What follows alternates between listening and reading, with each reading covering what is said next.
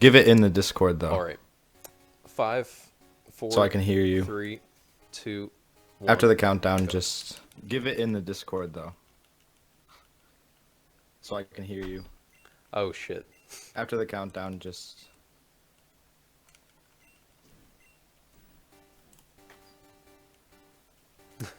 Sorry, man. Don't reset on the clock, yeah. So yeah, we picked a girl in the beginning of the Pokemon Crystal speedrun because the blue is way better than the orange.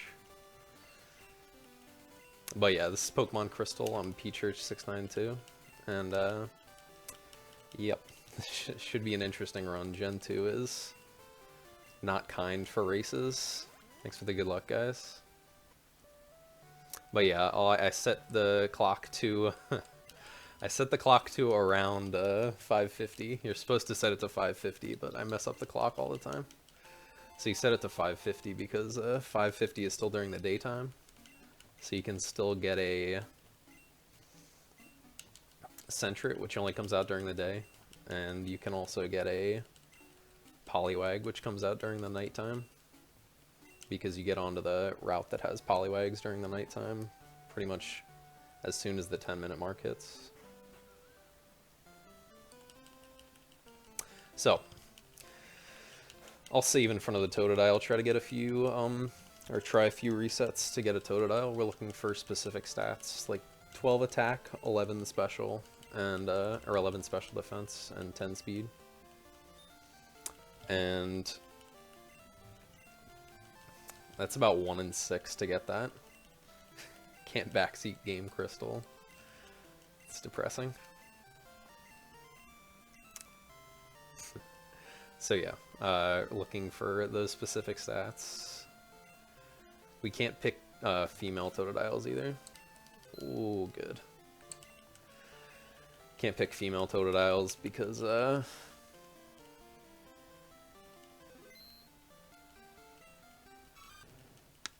yeah, sounds good, Richie. Yeah, sounds good, man.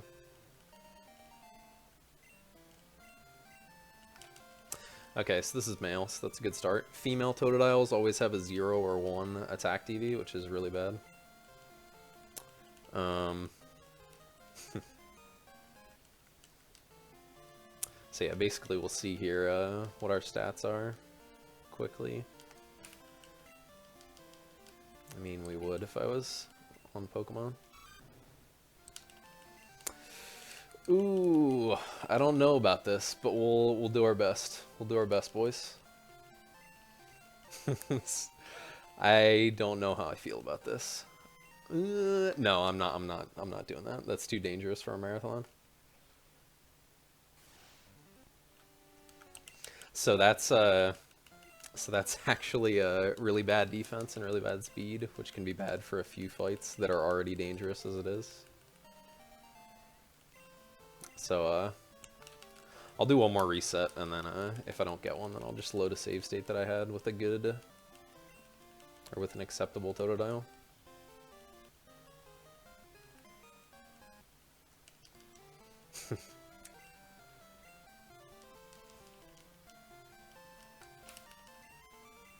Come on, let's see a good Totodile. There we go. We can run with this. We can run with this. So this has bad defense, but that's not the biggest deal. Defense matters a lot less than all the other stats. As long as we have 12 attack, 11 special defense, and 10 speed, we can run pretty much anything. So basically here we're just looking for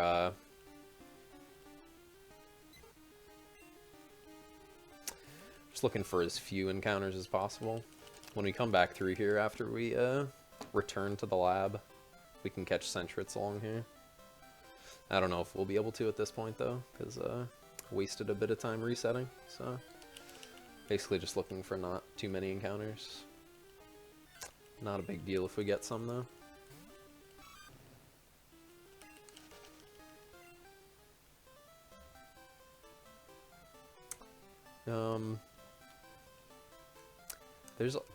Ooh, good movement. There's a lot of like, more so than Gen 1, there's a ton of lag in, like, every single menu in Gen 2. And, like, every single movement that you do, so a lot of buffering is required. You pretty much just have to get a feel for the game. And, let the Toto grind begin. Yeah, red's the worst. Yeah, this is like... Yellow's pretty bad with its champ fight, but you can actually die pretty easily to the last fight in this game.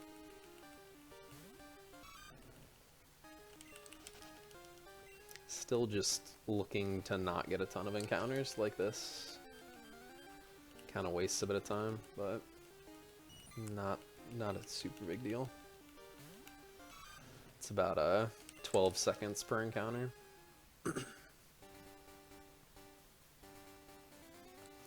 Pick up a hidden potion there, just for some added survivability in Faulkner's gym. Now a long cutscene where Mr. Pokemon gives us an egg. This is Professor Elm, the professor in this gen, is really into evolution and stuff, so very interested in Pokemon breeding and stuff.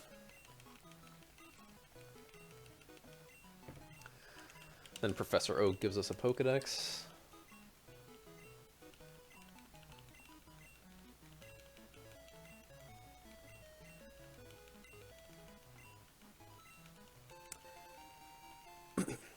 But yeah, there's not a super lot to talk about in this early game. Till we get to some more of the more technical things.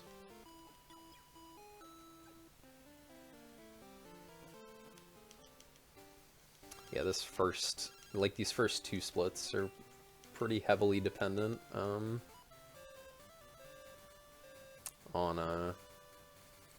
like encounter luck. This doesn't sound like an emulator. It is. I'm playing on BGB.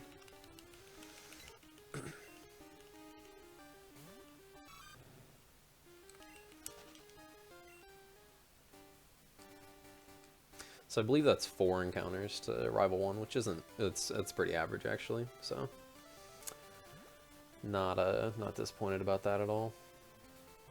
This is a pretty bad time, but only because we had to reset once. So still acceptable. This would be a good time to read donations, exactly. So this is our rival, he's kind of a douche. And just a jerk pretty much the whole game until like the very last time you meet him. And his Chikorita is even worse. So we have to leer the beginning of this fight. Growl fail there is really nice. If we get growled, it's just adds 2 more turns onto the fight. Growl every turn after is 6%, so thanks for that, Chikorita. Luckily, it's a 25% chance, just like in yellow and red, for stat-reducing moves used against you to fail. So, just double Mega Kick miss in a row. Let's see. We want to see 14 attack here. 14, 12, 11, 12, 11. That's acceptable. That is acceptable. So that's good attack. That's decent, decent special, and a decent speed.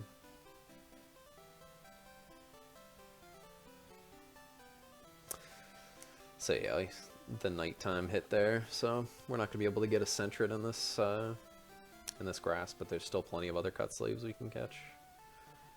It's much more important to get a Poliwag early, late Poly. Which is a strat you can do if you don't get a Poliwag on the second 2 routes, is it wastes like 40 seconds best case. It's just not good. So we have pretty bad defense, which is bad for a few fights. It doesn't matter nearly as much as the other 3 stats though. So special is actually still 1 DV in this game, even though it's 2 separate stats. So wreck this fool.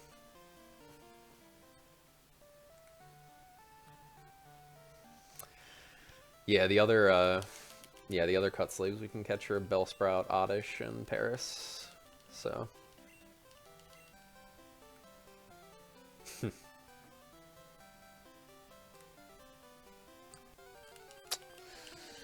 so yeah, any encounter along here is pretty useless. So unless I wanted to kill it for experience, which don't really need.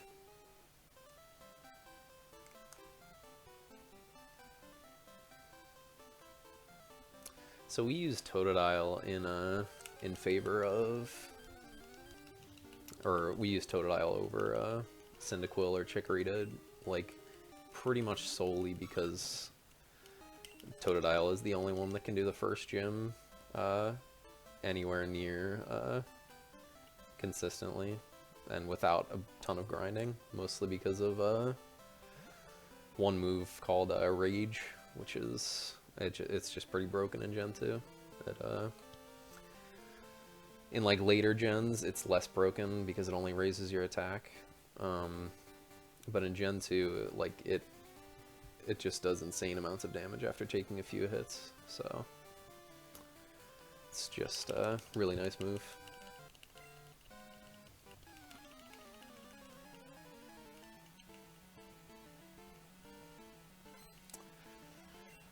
Not really too much to comment on in this battle. Both Pokemon go down pretty easy. It's just winning speed ties with Rattata that we're interested in.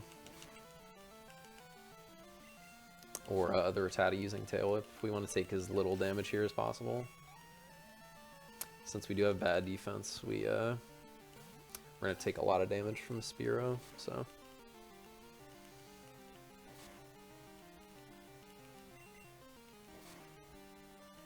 Oh, that's slightly annoying. I'm gonna need to save before Spearow just in case I get crit. I don't want to have to go all the way back to my other save.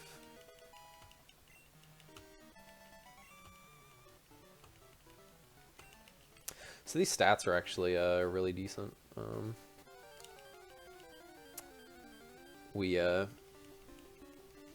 So we have a 13 special DV, which is really nice. Any lower and it gets dicey for some fights, like Claire. Her Dragonairs are range. And then we have a 15 attack, which, not 15 DV, we just had a 15 attack stat, so it's 10 to 12. Which is fine. It's not as good as it could be, but still quite runnable. I'd like to see a Poliwag here. Beautiful. So Poliwag's going to be our Whirlpool and Waterfall slave, whereas the other Pokemon that we catch, Bellsprout or Oddish or Sentret or Paris, is going to be used for cut. Then we teach Surf to Totodile and Fly to a free Pokemon that we get later, Kenya.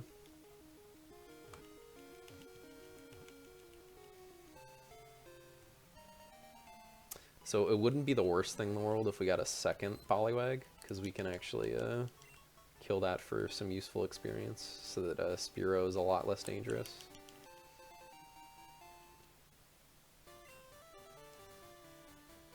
And we pick up that potion because we're going to need it, since Spearow is going to do a lot of damage to us.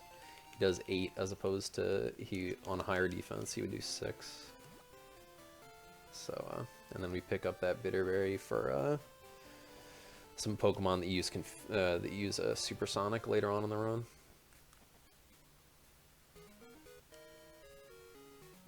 Yo, Bit, thanks for the good luck, man. Appreciate it.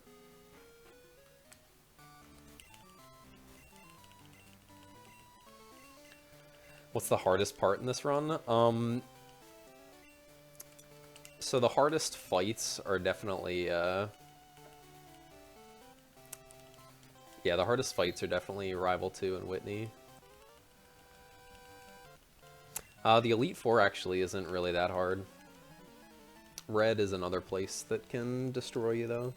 Just because if his Pikachu wants to Thunder Crit you, you just die.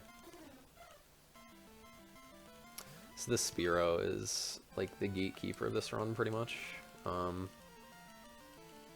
Like, he just does so much damage. Cyndaquil has such bad defense that he just gets destroyed. And Chikorita, like, I don't even want to talk about Chikorita, because this Peck being super effective is just terrible. So we didn't get crits, that's really nice. Let's see our stats here.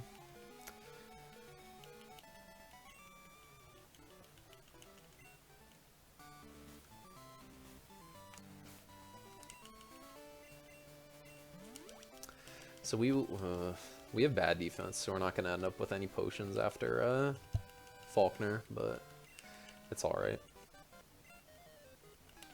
Having an extra potion after Faulkner makes the money later a little bit easier, but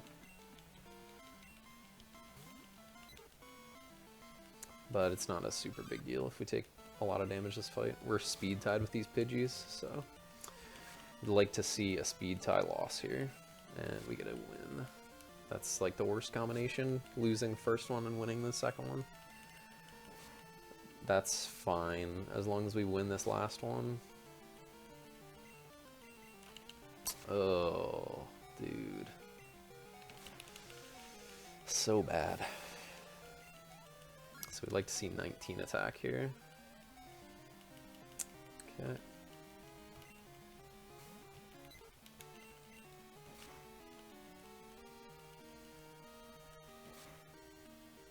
Oof.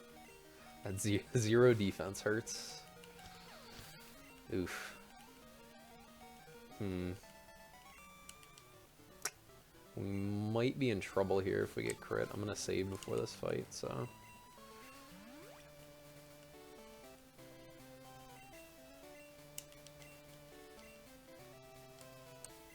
I didn't save. Okay.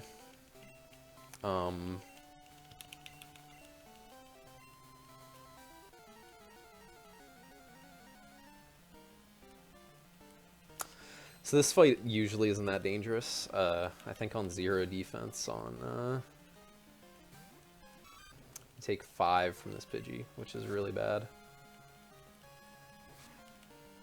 Ah, yes, that is quite bad. That's actually really, really bad. I'm gonna have to load the save. No, actually, no. We should still live as long as we don't get crit.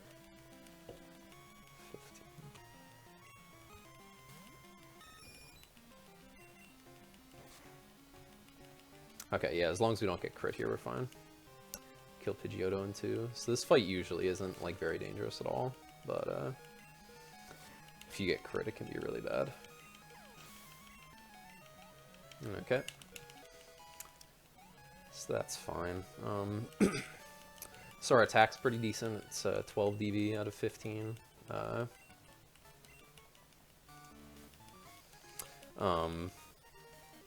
Special is also pretty decent. It's 13 out of 15.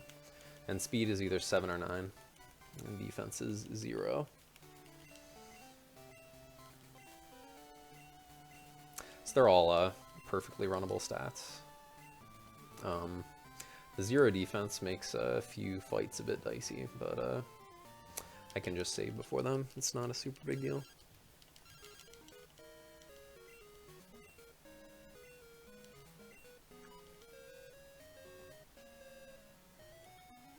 Now we're gonna go get the egg.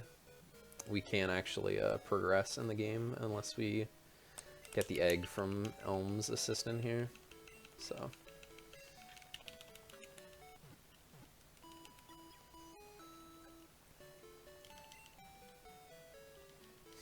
take the center here just to heal up a bit. And on this next route, we would like to see a Bellsprout encounter. because that will be our cut slave. If we don't get a cut slave here, we have to not repel in Ilex Forest, which is pretty bad. Waste a bit of time, but either way, it's perfectly doable.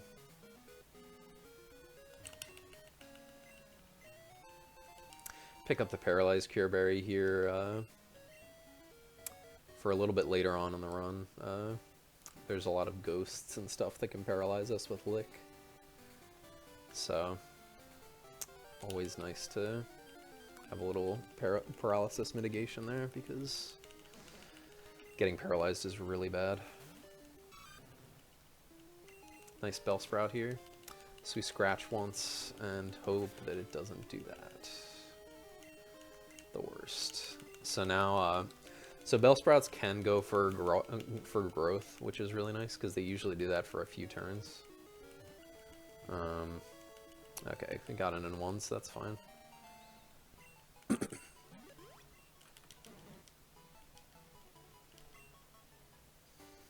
So we want to see no more encounters along here.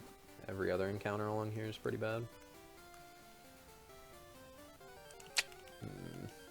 So we're going up into this grass to pick up a repel for Union Cave.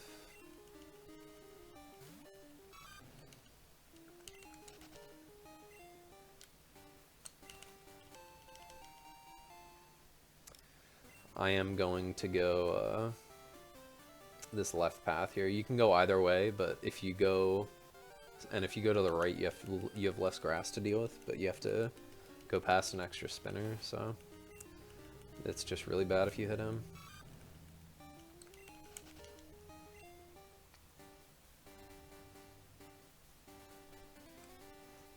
Okay, so that's fine. 3 encounters along this route is pretty average, I'd say.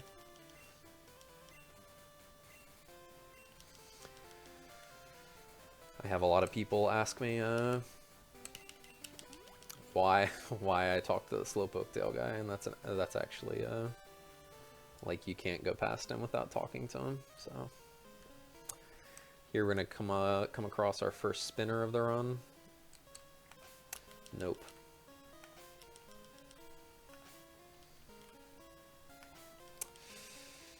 Ooh, okay. Okay, he's stuck. So spinners in this game are an interesting mechanic. Some would say very infuriating. They seem to spin like completely randomly, but we have, I say we as if I'm involved in this, but some people in the speedrunning community found that spinners behave in a certain way, like so they can face up, left, right, or down at any point, and up and left and right and down are actually linked. So say the spinner's facing up at some point and you want to pass him on the left, it's pretty unfavorable that you pass him, because he's 50% on his next spin to spin to the left, and if he's facing left, to face up, and right and down are the same way.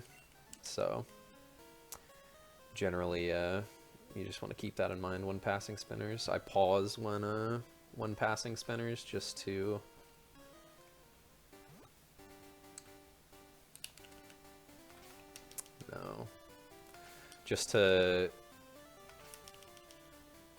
no way. Oh my gosh. So you pause to just to evaluate the spin that the previous spinner just did, and sometimes it just goes pretty poorly. Like, this is probably the worst spinner in the game to hit.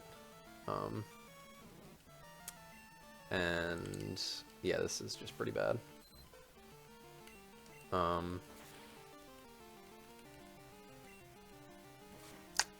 Oof. Yeah, I'm probably dead here.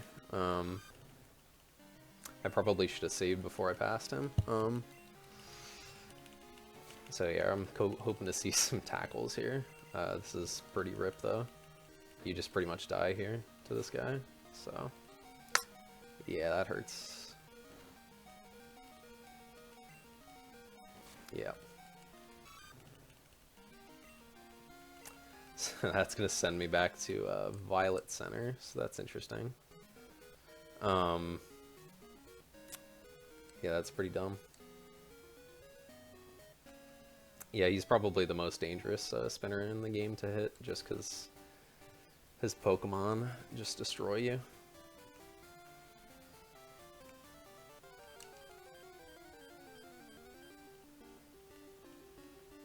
So yeah, that's interesting. So now we're gonna have to go through Union Cave again, which is pretty stupid. So yeah, this is just stuff we have to deal with in Gen 2. Yeah. Yeah, good estimate, good estimate.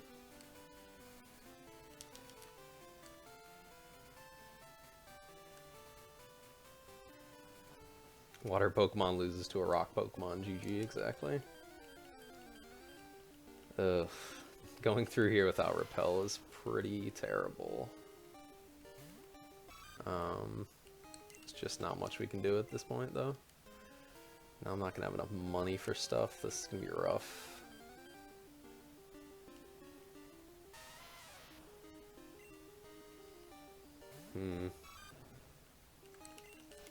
Interesting. Alright. Kinda have to kinda gonna have to make some stuff up on the fly. Yeah, Snorms hit Anthony and died, so that's good. I should have saved, I just didn't.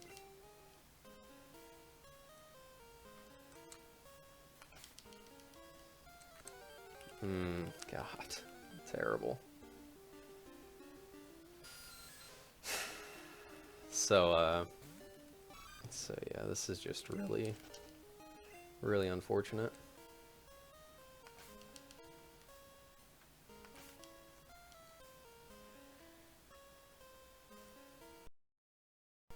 Trying to think if any of these items in here would give me enough money to earn back, but I'll probably just have to buy things later.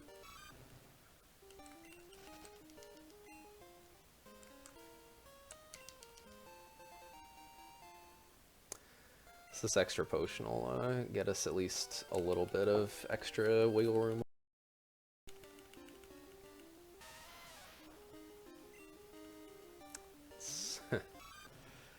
Good marathon luck for Crystal.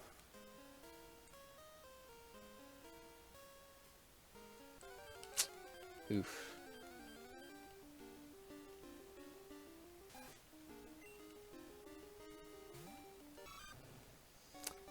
So yeah, I think I'll save on this passive, Anthony. It's just a rough spinner to hit. No. Ooh.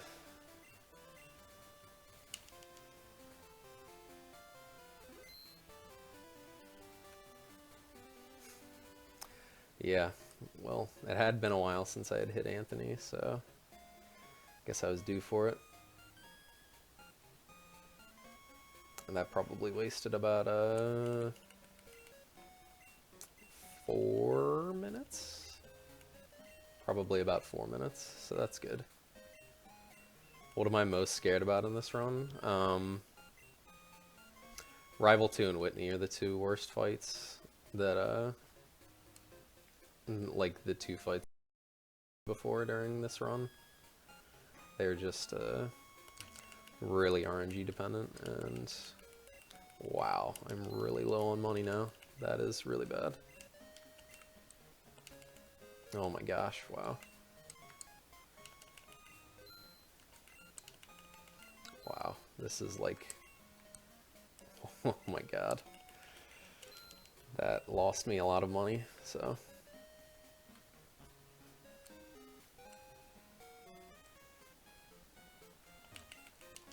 How do you kill Snorlax? For red, you use 2x attacks. It's a lot of X item using in this run, So, oof, wow, this money is gonna be rough if I don't hit any other spinners.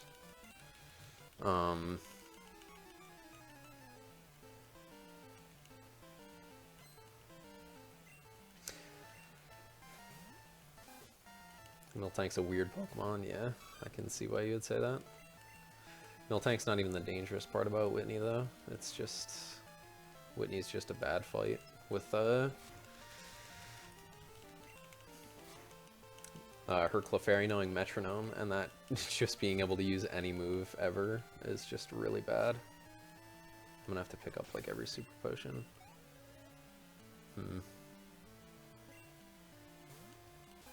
So if we get a... Okay. So this is about an 85% range. This is where ranges are going to start coming into play.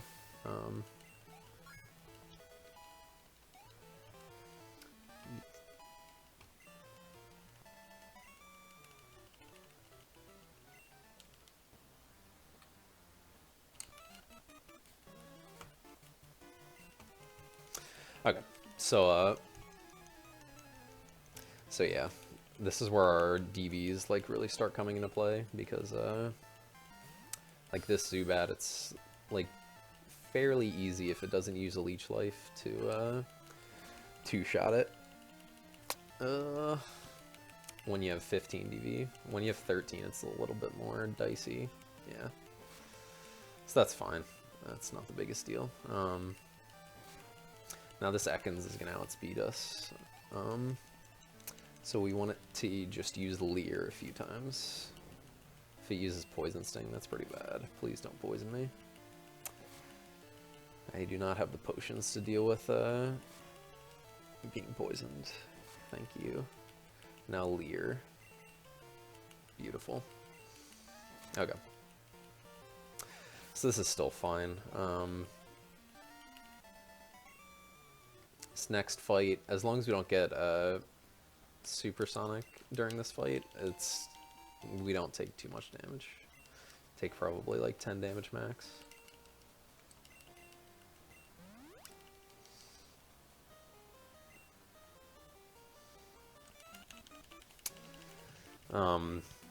So this guy's Rattata can be really annoying. It can, usually what it does is Tail Whip Quick Attack, which is annoying because it's just 5 unnecessary damage when it could just use Tackle.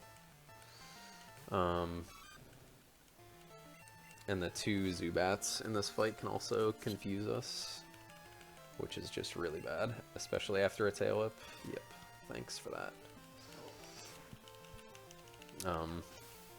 So yeah, if we get confused here, we just do like ridiculous amounts of damage to ourselves since our defense is lowered by 1 stage. It's pretty easy to two-shot these. Wow, that was a terrible roll. Also, Leech Life does 3 instead of 2 when you get Tail Whipped, so that's kind of rough. Supersonic Miss is always good though. It's only a 55% to hit, so usually sometimes get lucky. So that's a better roll. Nice Supersonic Miss.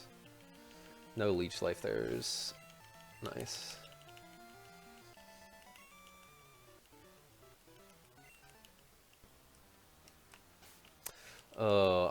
I'm just gonna not heal going into this fight and heal if I have to, because if you don't get poisoned here, it's pretty unlikely to get to take 21 damage.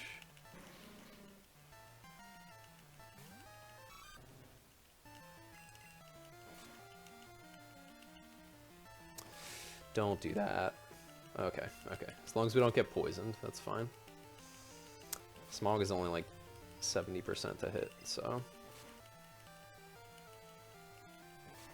don't. Oh, that's fine because we don't get hit by the poison. That just wastes a bit of time. And we get a free heal here, which is nice.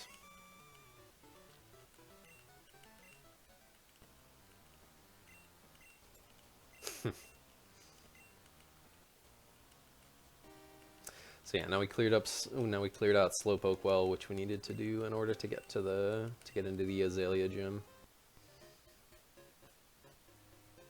So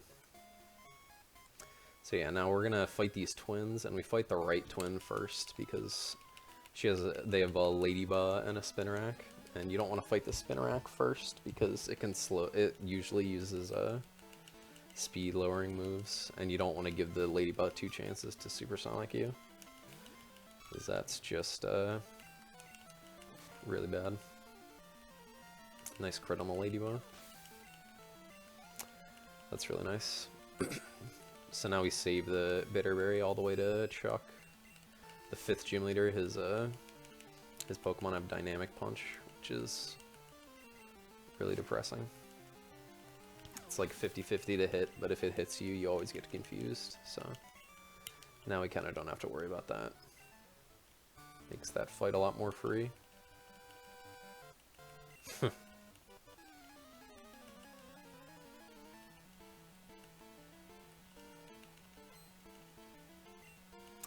And this fight, this Caterpie usually goes for String Shot turn 1, which we want to fail really bad, so that this Weedle doesn't get 2 chances to poison us, so it only gets 1. That's fine though. Still a chance that we don't get poisoned.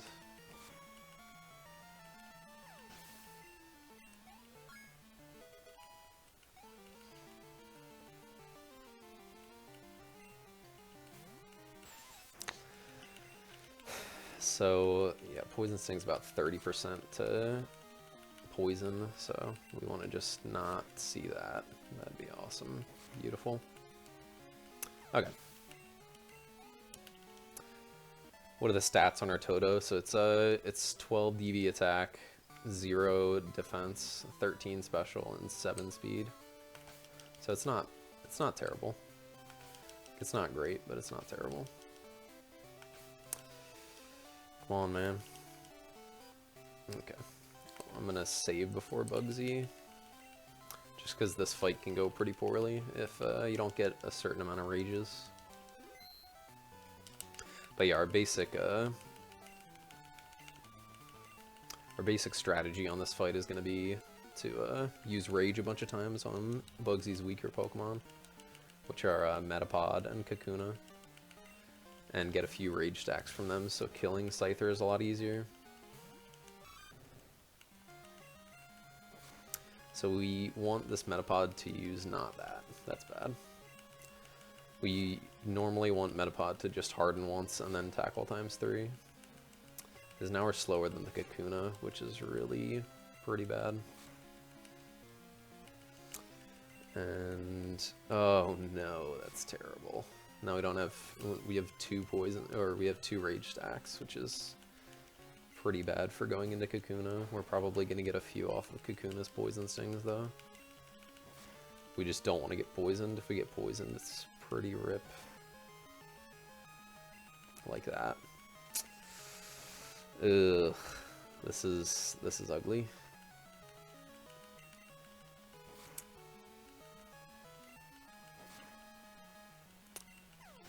I'm trying to think if we can still live this. If we get 3 HP on the level up here, that is really ugly. Yeah, we might die. Yeah, we're probably gonna die here, so that's kind of depressing. Ooh, unless he goes for quick attack and low rolls. Whoa, godly. Wow, that's hilarious. That is really lucky that knocked me to 10, because that's in range to kill for a quick attack, so wow. that was oof. Wow. Okay, so now the next fight coming up is probably the most dangerous. Probably the most dangerous in Gen 2. It's just terribly inconsistent. And yeah, we need to rely on a 95% accurate move to hit 3 times, and we need to not get put to sleep or paralyzed. It's just rough. I clenched. Oh, me too. So we're gonna equip the Paralyzed Cure Berry here just in case Ghastly uses Lick. Cure Poison.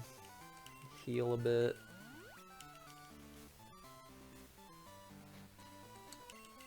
Then we're gonna teach Fury Cutter, which is pretty good. It would be an awesome move if it was 100% accurate.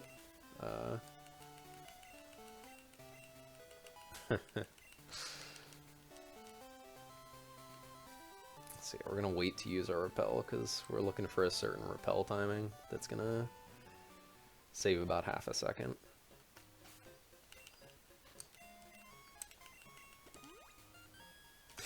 Oh god, I almost wanted that fight without saving. That would have been really bad.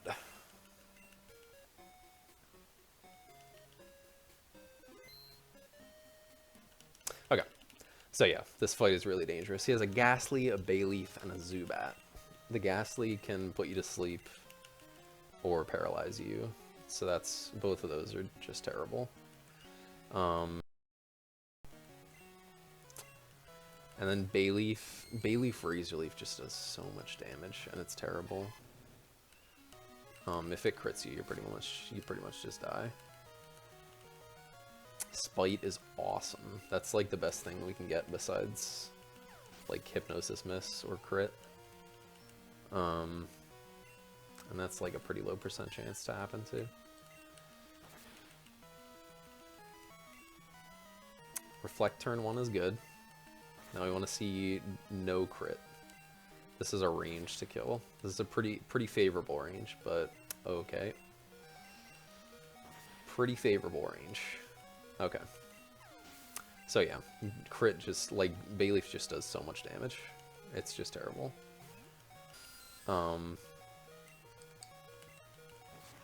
And then this Zubat usually doesn't go for Supersonic when you're under.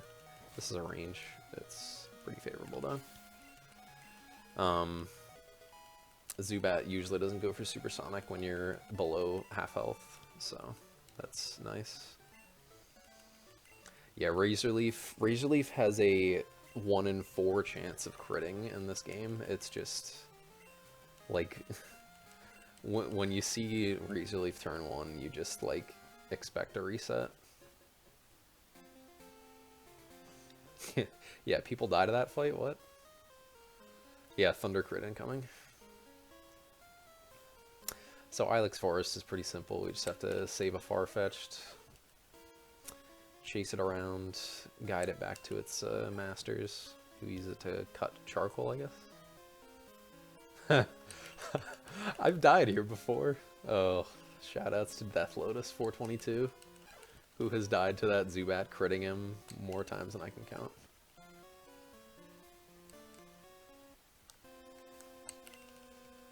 Yeah, I kind of risked that one, risk getting crit on that one. I was thinking that too.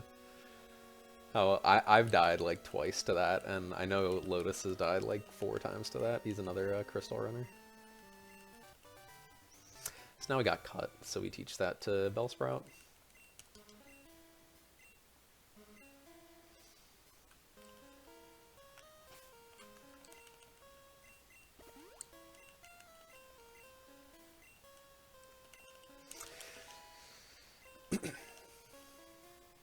Then we just kind of continue through the forest.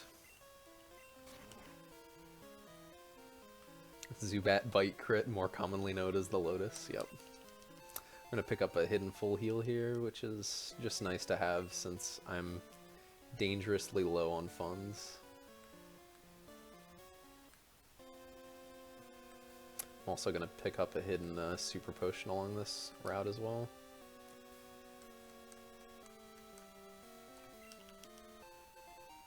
Need as many healing items as possible. So I'm going to need to... I believe I have 4 right now, if I'm not mistaken. I might have 3. And we're going to need 1 to heal before Whitney. Maybe 2.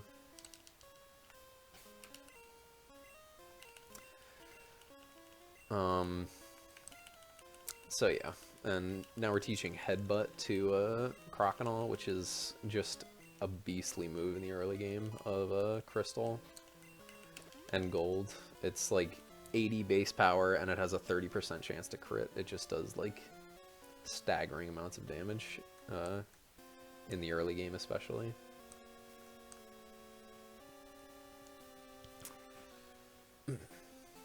So yeah, just taking a specific movement along this route in order to dodge all the trainers. There's a few trainers on this route, but we're not really in any danger of hitting them unless we make a movement mistake. So that repel wears out right on this tile, which is the tile that the Goldenrod City signpost would pop up at the bottom of the screen. And that produces some lag in the game, so the repel wearing out there just kind of alleviates that, which is nice. Saves like a half a second or something.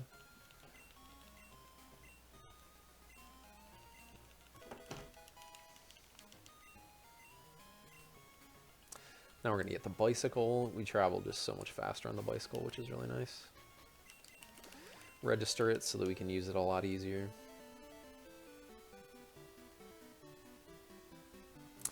Now we're gonna make our first pass of a Spinner Hill after we pick up our Fly Slave.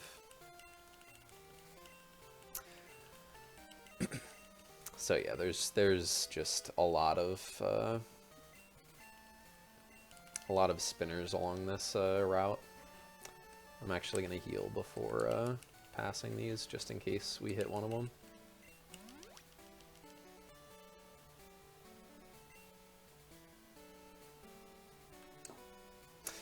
Here's one such spinner, Ivan. He's actually probably the best spinner in the game to hit. You're stuck. You're the worst. Okay. So spinners can get stuck in certain directions. Sometimes it's good for us, like that last one, but sometimes it's bad and they get stuck in the direction that that we want to pass them in, which we can kind of deload them by like moving them off the screen. So that's what I was doing there. Now we talk to this girl because this is how we get the squirt bottle, by talking to this girl and having her go back to her sister. And that's what allows us to get past the Sudowoodo that's, or the strange tree that's on this route. That's what's stopping us from just continuing on at this point.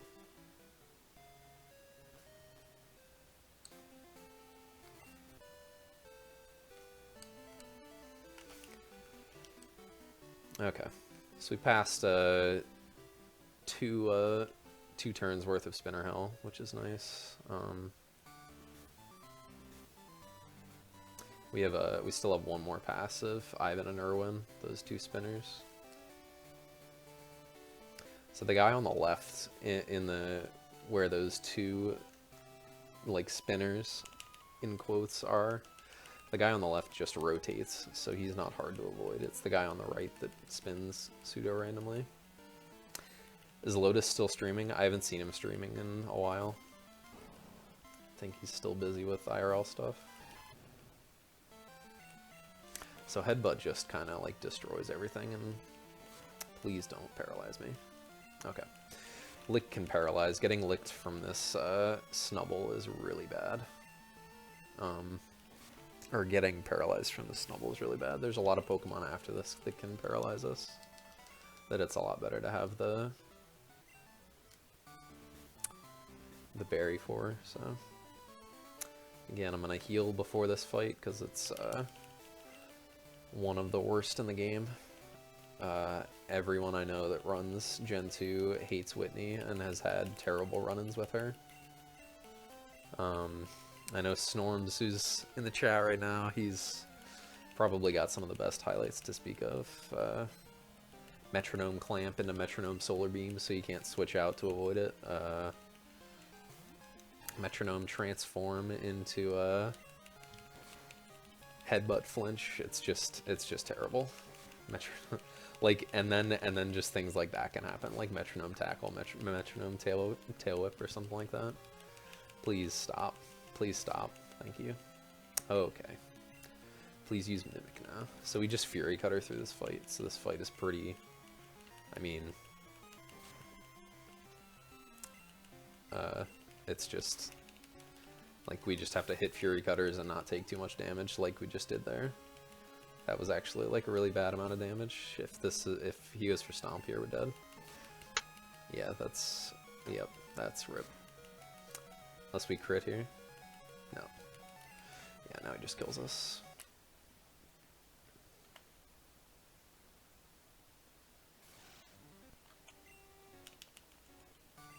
Take 2.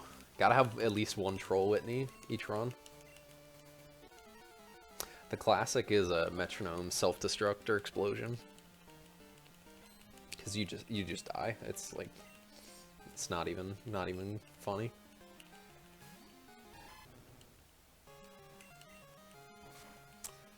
So yeah, just looking to... Okay, that's fine. Metronome low kick, get out of here. I've seen some pretty bad ones in my time though. Metronome Ice Punch. Oh my god, why? That's really bad. Like, wow. Such a joke, dude. Such a joke. Oh, this is why Whitney is the most hated gym leader in Gen 2 speedruns. 2 deaths. Let's start a tally of Whitney deaths. But yeah, so that's fun.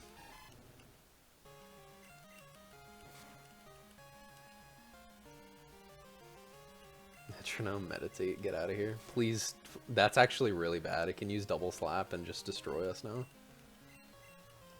Metronome Present with 150 power. Jesus Christ, dude. That's terrible. Really? And now we're gonna Fury Cutter miss. Okay. 95% accurate move. Wow. I counted on getting trolled at least once, but I was not expecting 3 times. That's really unlucky, actually. Yeah, we've lost about, 3 minutes here to Whitney. Come on, Clefairy. Just don't. Really? Speaking of Metronome Explosion. Really? That's how... Okay. Marathon Whitneys. That's 4 deaths to Whitney. Really cool. Just a really fun game to speedrun.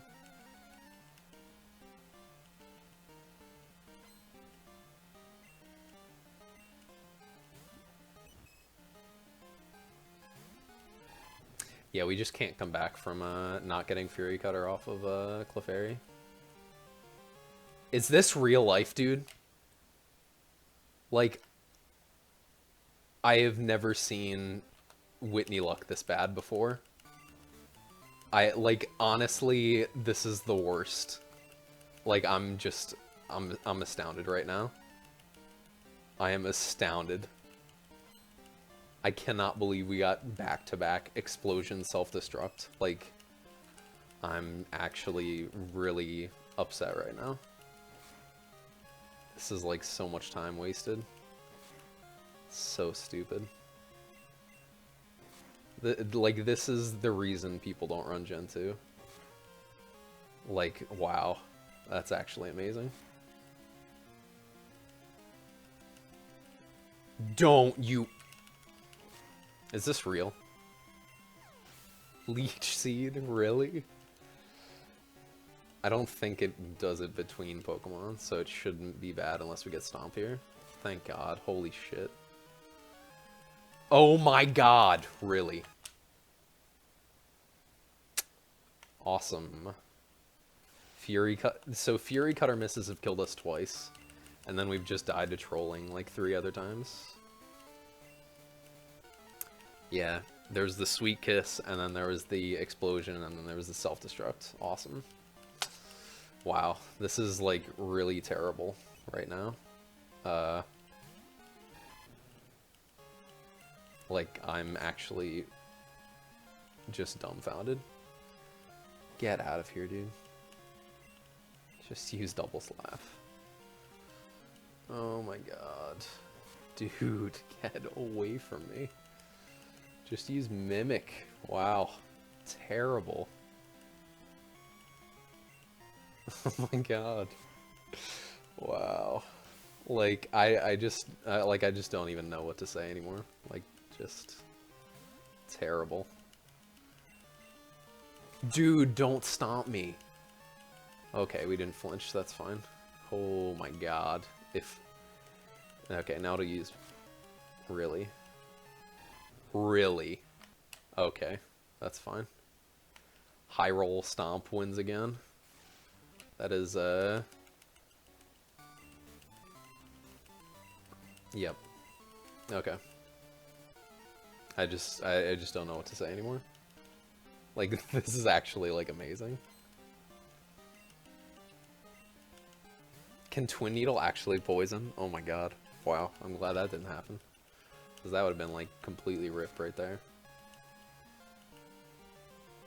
Dude, get out of here! Okay. I thought that was going to do a lot more damage. Wow, please start using Fury Cutter, dude. Please, for the love of God. Thank you, Lord. Okay. Like, I don't really know what to say.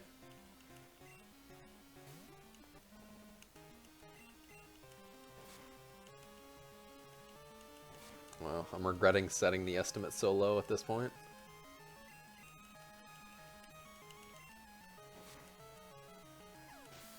We actually just headbutt. If Miltank is rollouting at that point, we just headbutt, and because it dies from red bar. Wow. Okay. So I may or may not be plus 13 minutes on my PB, so that's interesting. Oh god. Interesting. Very interesting.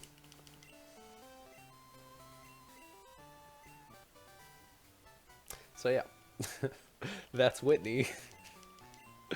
Like, if that doesn't demonstrate, like, how terrible Gen 2 early game is, I don't know what to say anymore. Like, Whitney, yeah, Whitney was getting back at me for getting past Rival 2 so easily. Wow, that was just horrific. So now I go over here and get the, wow, and get the squirt bottle.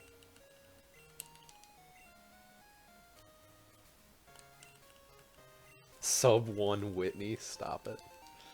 Stop it. Oh my god.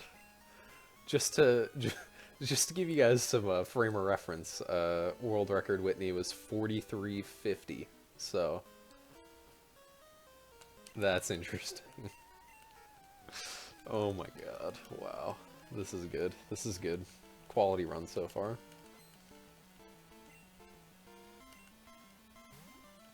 So these slowpokes are probably like 60% ranges with headbutt. Usually prefer to have bite at this point. We get bite at 21, and that one-shots these. That's just... Slowpokes are just tanky. Yep. Awesome.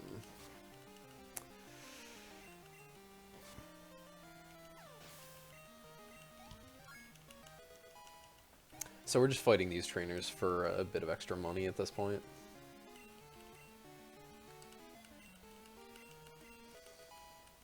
Remember when my old PB... Yeah, I had gotten like a 41-10 Whitney at one point. Now I'm over here getting 57-30 Whitney quality. Wow, that was amazing.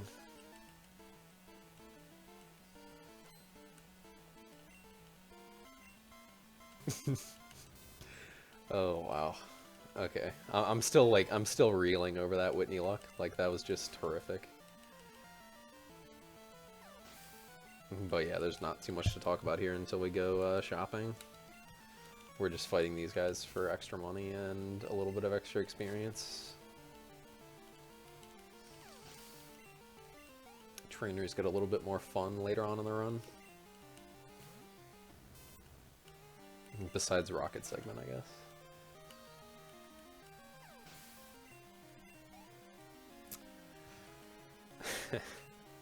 Ugh. So yeah, this Voltorb doesn't die to water guns, so we headbutt it, and it dies.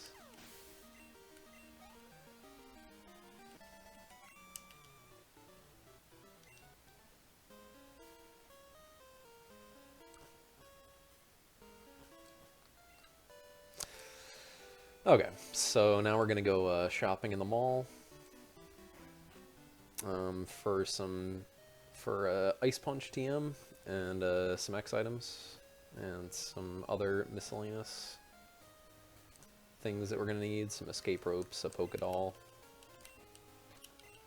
I think we have a fine amount of money now because I bought very frugally at the Azalea Mart. So we're gonna buy 1x speed here, 2x specials, and 1x attack. So since we have pretty good attack, we can use 1x attack as opposed to 2 for Chuck. That helps us afford a few things a bit more easily.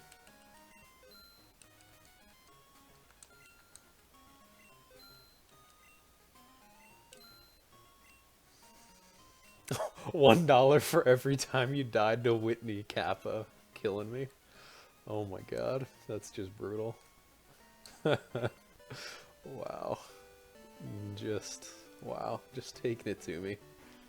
Coming in with the heat, Broseph.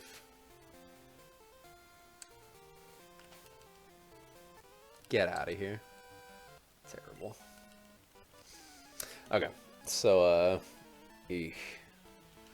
Hitting Ivan actually isn't terrible at all. We can save an X special on Rival now, I believe, with this extra experience.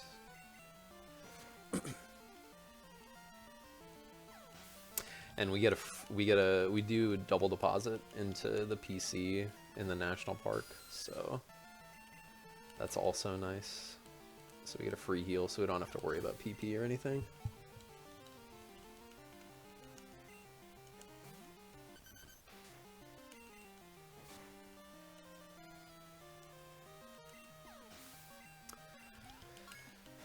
So yeah, now we don't have to early candy, and we don't have to use an X. I don't.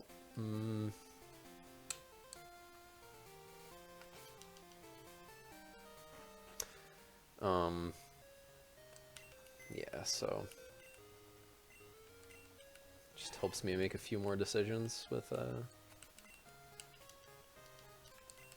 So we deposit a Croconaw here.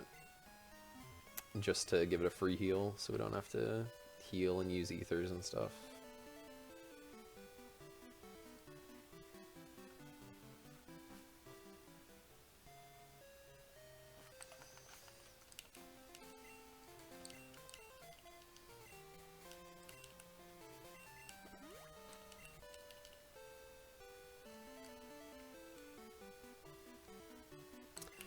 So yeah, there's this weird tree, and we just squirt it with some water, and it turns into a Sudowoodo, which is great. Kind of a lame Pokemon, but it's whatever. I can just look at that face, like it's just terrifying. So yeah, we just run away from it and it runs away, so.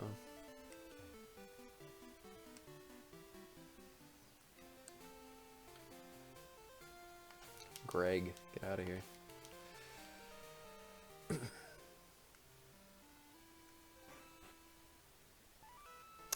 So this is the Kimono Girls, which is an interesting segment. So they each have one of the evolutions that are present at this point. Flareon, Jolteon, Vaporeon, and then Umbreon and Espeon.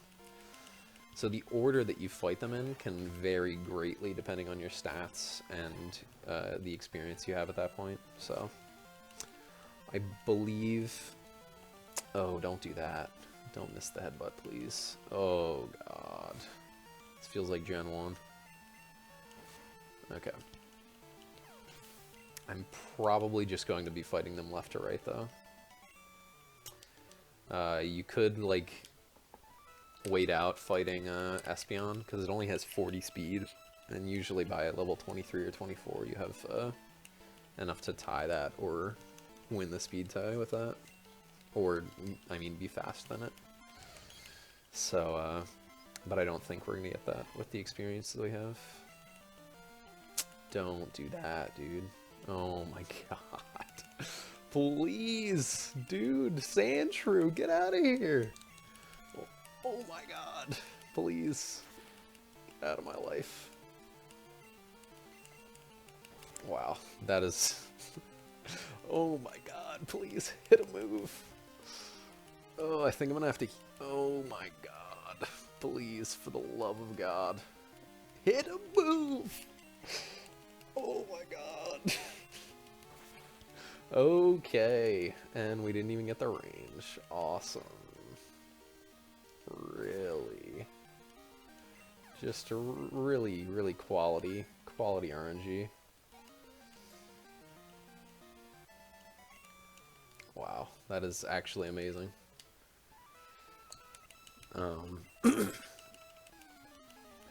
This Umbreon's gonna be a rough Pokemon to 3-shot, because it has pretty good defense, so...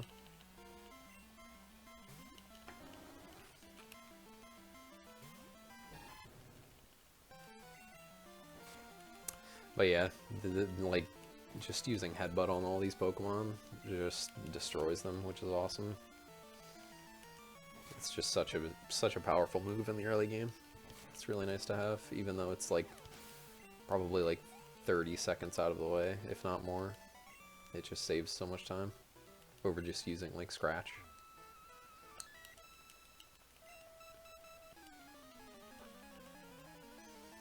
This could very well be the most unlucky run of Crystal I've ever seen. I mean, this is why people don't run Crystal at like AGDQ and stuff, like, among other reasons, but like it's just not very consistent like other Pokemon games are. Like, I'm loath to say it, but it's just rough. Yeah. It's also the like 20-minute stretch of a Rocket segment where you just cry. I'm probably gonna have to pick up the Hyper Potion that's hidden, so. Yeah, this might be taking out the setup buffer. I'd say that's a distinct possibility. If I hit many more spinners, I might be going overestimate. This is probably the most unlucky run of Crystal I've ever had. That was a nice crit on Jolteon though. It was nice not taking more damage there.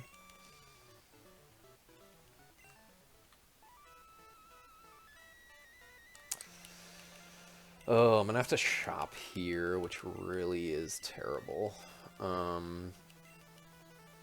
It's not a super big deal, but it's just not optimal. That's probably what I'm gonna do instead of picking up the Hyper Potion, because I'm gonna need more than one. Let's pick up a few Super Potions here. That's not how many I need.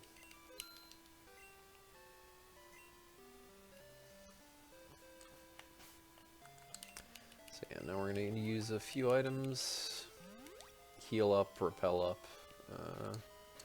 teach our pretty strong moves that we're gonna keep until the very late game. Or we're gonna keep both of these moves throughout the entire game.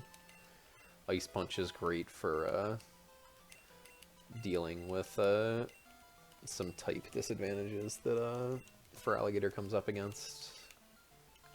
Like, is just amazing against Bayleaf.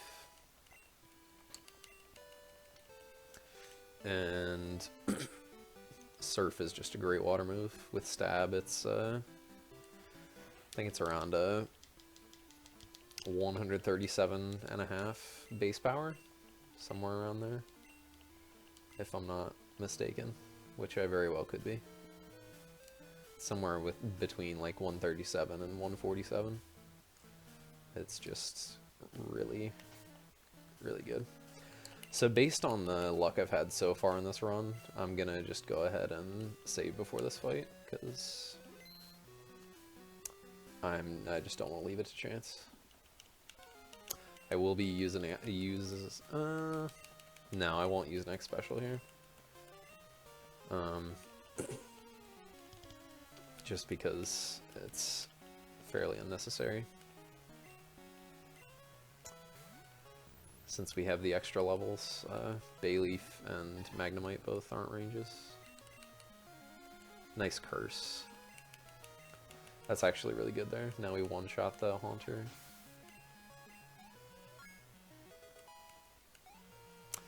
That is a little bit bad. If we get crit by Bayleaf, we can probably die. But as long as we don't get crit by Bayleaf, knock on wood, should be okay.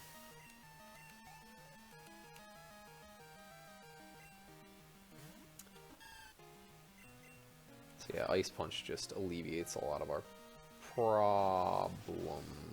That was a really terrible roll. Don't do that. That probably saved. Oh, okay. Got a good roll in the second turn. That's really good.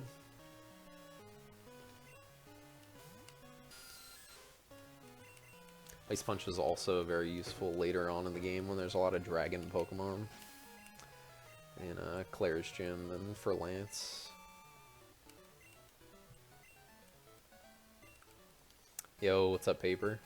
Paper, you missed. You missed the greatest string of Whitney deaths I've ever seen. In two resets in a row, we got a Metronome Explosion and Metronome Self-Destruct, which was awesome.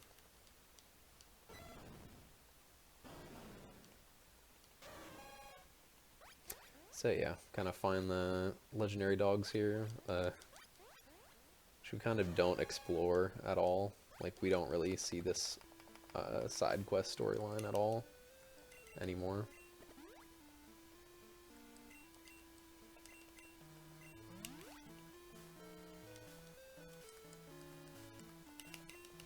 We escape rope out of here because it's faster, and there's also another, like, talk with Ucine that we have if we don't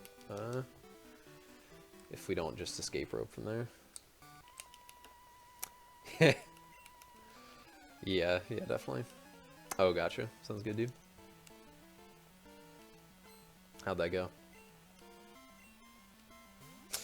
But yeah, this fight is pretty trivial. This guy just has 5 Ghastlies. Like, pretty useless. So we just Ice Punch forever. Am I still gonna run this game? No. No, I got my 316. I don't need anything else. Sunday afternoon, awesome.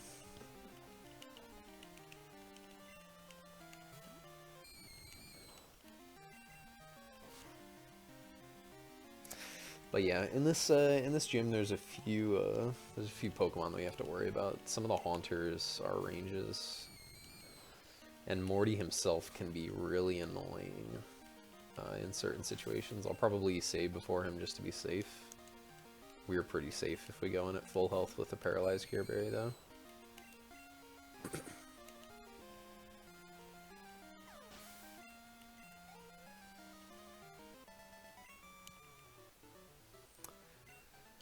So yeah, on this next fight, this Haunter can use Curse, which is really good because we don't kill it in one, and if it uses Curse, it dies in 1 turn because it just kills itself.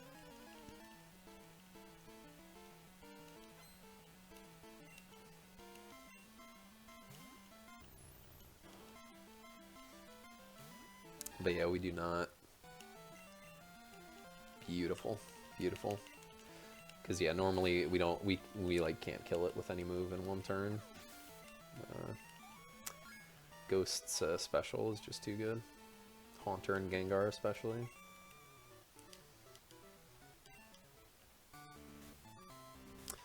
So this lady has another Haunter that's a range with Surf. I'm gonna go for it though since I have 13 special.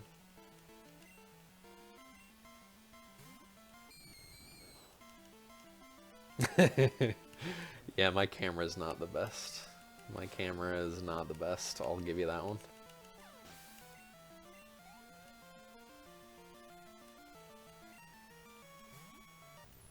So this Haunter is probably about a 60% range with, oof. Okay. That's nice. Thanks, Haunter. Wow, these ghosts are so agreeable today. It's really nice. Just really nice. So now Morty's coming up, and I've had him be terrible in the past. Like, usually you don't have problems with him unless he hits you with like a bunch of like terrible moves. Like if you get paralyzed twice and then get put to sleep, you probably die from curse. But otherwise it's just it's not very likely to die.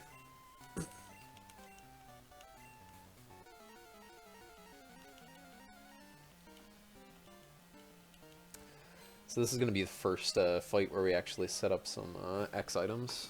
So X items, they're used in pretty much every Pokemon speedrun, and are just amazing for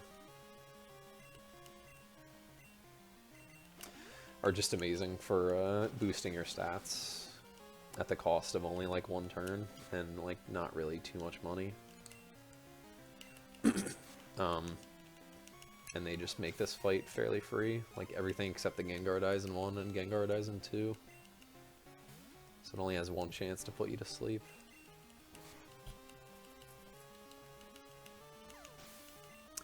Which is nice. Don't want to learn Scary Face. Not the most useful move for a speedrun.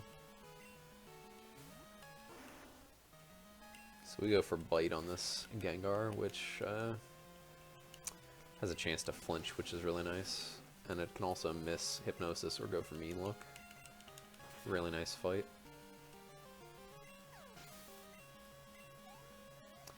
We try to avoid using Bite as much as possible in favor of Surf. As much as PP allows. We need a few Surfs going into the next 2 splits. Before we get our next free heal.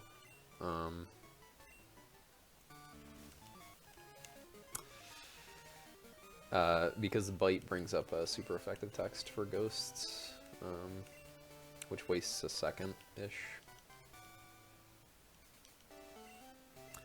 per super effective text box that comes up.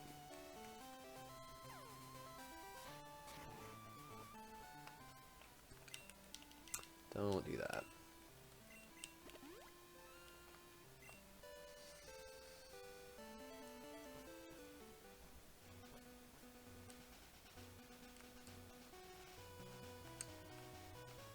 Dana's stuck right. That's really nice. Don't do that to me, Olivia. Wow. The worst. So yeah, Olivia's not the best spinner to hit. She doesn't really give like too much experience, which kind of sucks. She's not too tough though, so it's fine. That probably gave us enough experience to get to level 30 before Chuck's gym, which is nice. Nice extra thing to have.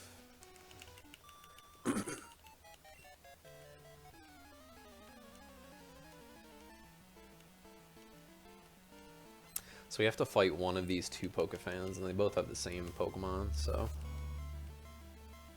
And we can talk to this lady, so... It's just better to fight her. Because the exclamation point coming up wastes about 2 to 3 seconds.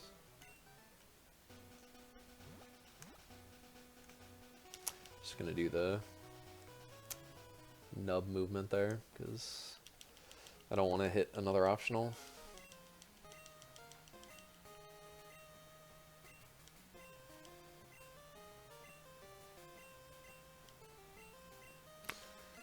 meeting a rival again. He's still a jerk, so that's great. Ooh. So now we're gonna buy the rest of the super repels we're gonna need for the run here, which is 14.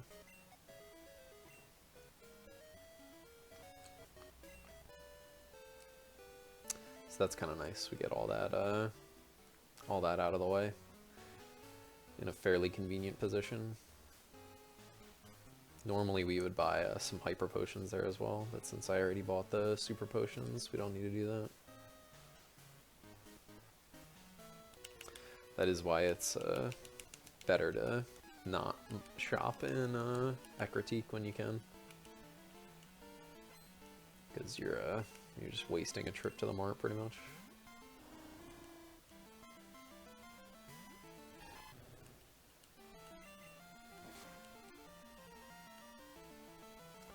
Nice crit on that.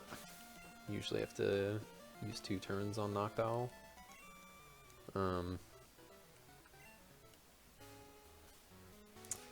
yeah, starting when we get Feraligatr, a lot of fights start to get more trivial in crystal runs. You're never really like, there's very few situations where you're in danger, like between, I'd say, Chuck and like after Chuck and before like Red. Like I guess you can die, like if you have high enough HP, you're basically like not gonna die to like any fights unless you get really unlucky. Just because like the leveling curve is interesting in this game. Like they definitely, like Pokemon in Kanto are definitely a lot lower level than they should be. Especially like M3's gonna be mad I beat up an owl. Rip the owl. It's worth it. Hoot Hoot is the worst Pokemon ever. Hoot Hoot showing up when you need Poliwag is probably the worst thing in this game besides a billion other things. So I guess we'll just barely not get to... Yeah, we'll just barely not get to 30 here, which kind of sucks for fighting Hitmonlee, but it's fine. Not a big deal. Good bonk. Coming up on another spinner here, Ernest. He is pretty bad to hit. Like, he's not going to kill you, but he wastes a lot of PP and a lot of time.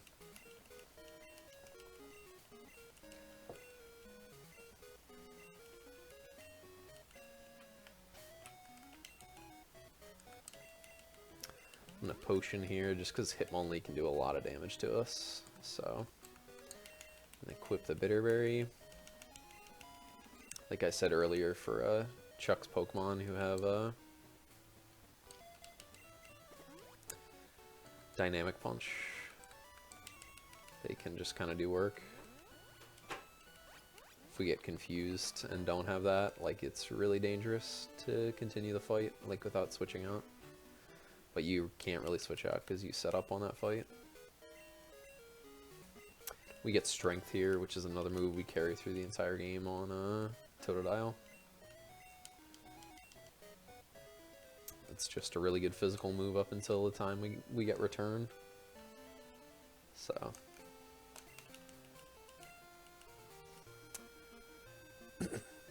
Now we surf along here, careful to avoid any optional trainers. Coming up on another spinner here, Kaylee. She is not the best spinner to hit. Okay, that's a good one.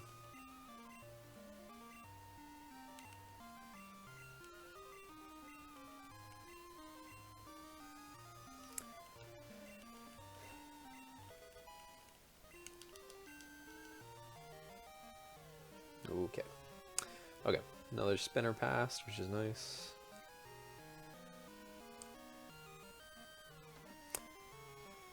Headed across the sea to Cianwood, which is interesting journey.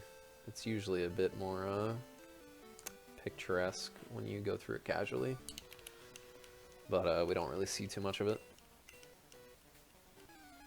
The Whirl Islands are around here where you catch Lugia, but we don't really ever go there because it wastes a lot of time going through dark caves. We only do that once in the run, and it's annoying enough learning that.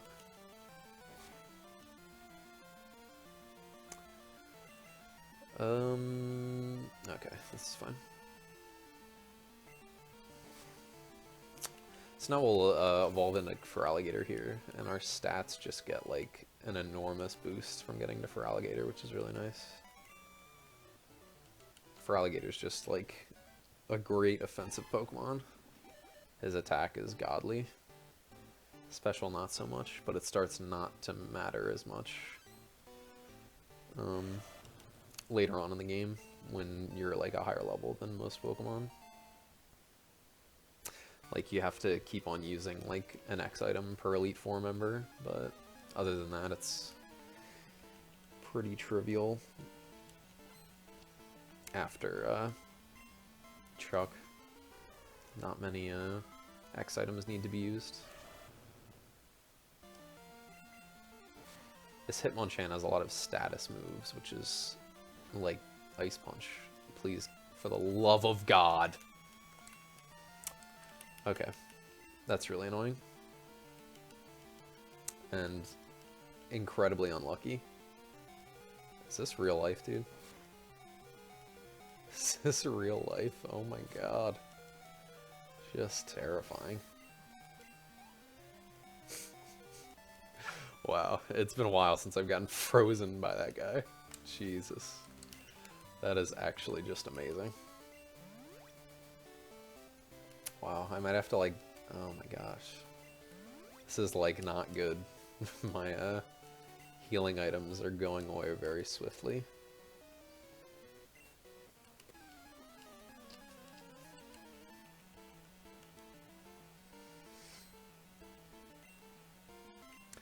This fight is fairly trivial as well. Machop has bad special defense, so we just use Surf and it dies in one.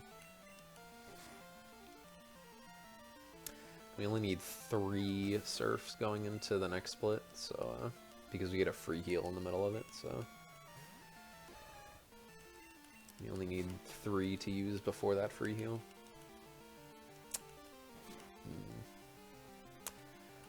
If I don't take any damage from the next trainer, I probably won't heal going into Chuck, just because we have the Bitterberry, and I'll probably save just to be safe.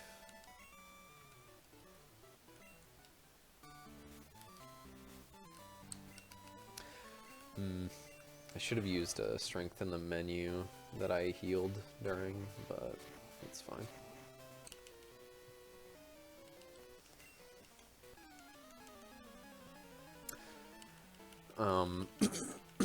So this guy's Primeape can do a little bit of damage to us, but again, nothing super serious.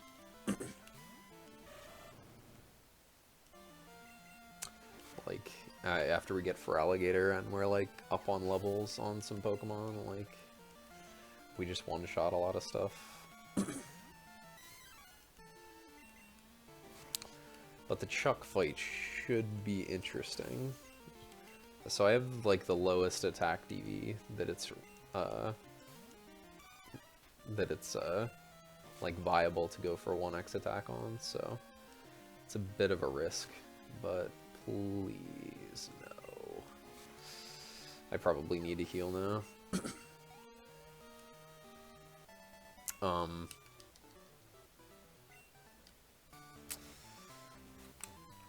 I'll probably just save, and then,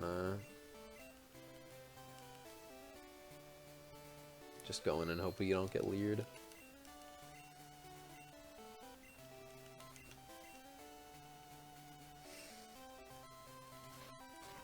Chuck shows off his physical strength,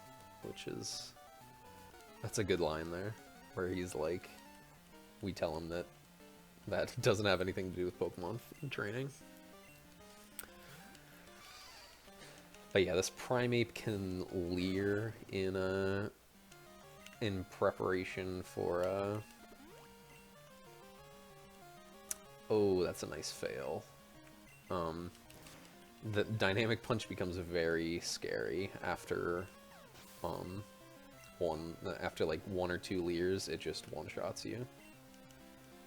Like from my health, 2 leers probably would have one-shot me. Like, it's just not great. Mind Reader is good.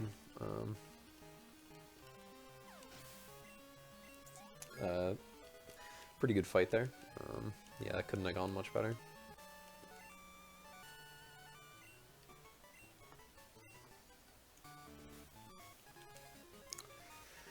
Yep, so next we head to Price's city, if not his gym yet. First we do one of the 2 later game rocket segments. The rocket hideout, which is, oof, this is a rough one. It's not as bad as the radio tower, but again, the rocket Pokemon just are very underleveled in comparison, so you just kind of one-shot everything.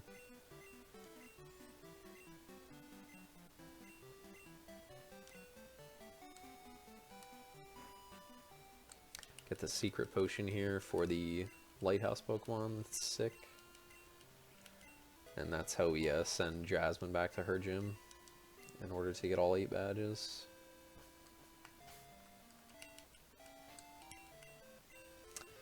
Teaching Fly here so that we don't have to go just surf all the way back.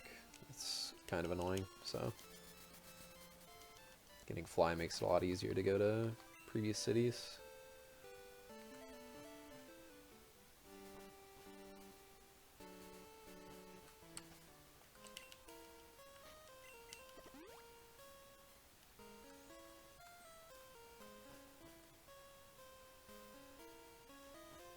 Some of you that are familiar with Gold, you actually don't go through Mount Mortar in Gold because okay, stuck up. Because it's actually dark in Gold. You can't see in it, so you just go across the water. But in Crystal it's lit up, so go through there because it's a bit faster. Bike shop.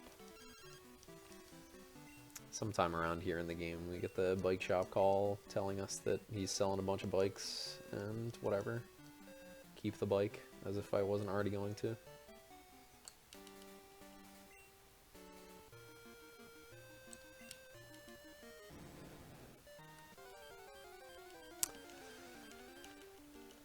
Insert obligatory, oh my god, it's a shiny, here. So we can't actually run from this fight, so we just have to use a Pokédoll. Marowak style.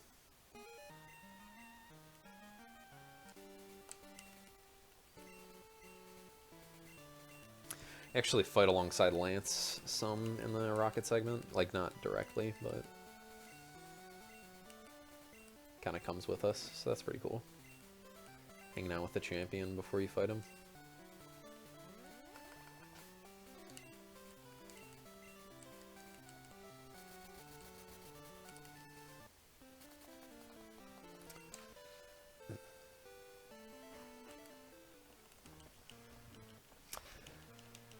Lance just casually using Hyper Beam on humans because that's probably good for their health.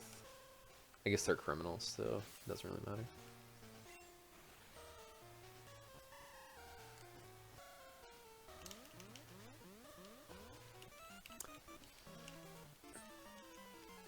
But yeah, Rocket Hideout is pretty much just like a string of a few like pretty weak rockets that you just one-shot all of their Pokemon because you're like 10 levels ahead at least. For most of them.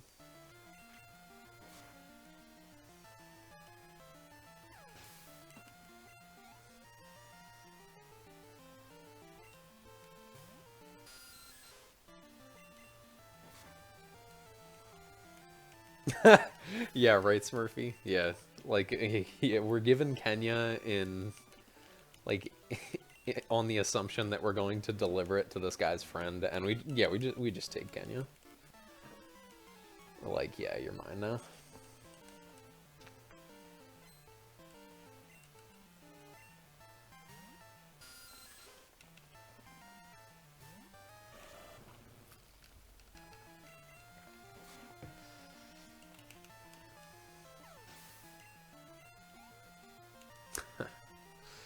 Yeah. The PP route is actually, like, pretty interesting to see in these two segments. Like, now we have no strength PP, and we're gonna have close to no surf PP. I guess we'll have one surf coming out of this, going to the free heal. We're just kind of getting our money's worth for all our moves.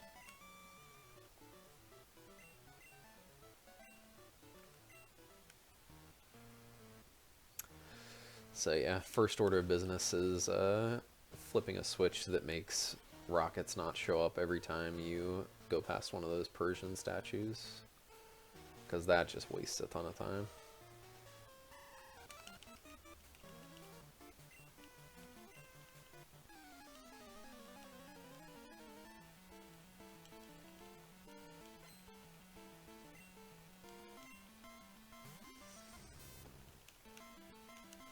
Fighting Magnemites is just kind of tough. Like, if you, like, you're always routed to have some surfs left over for Magnemites, because you just can't kill them with anything else, because they're changed to electric steel in this game. So it's just, their steel typing is just so good.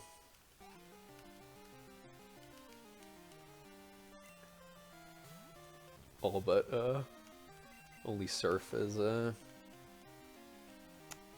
even like just neutral against them. All of our other moves are not very effective.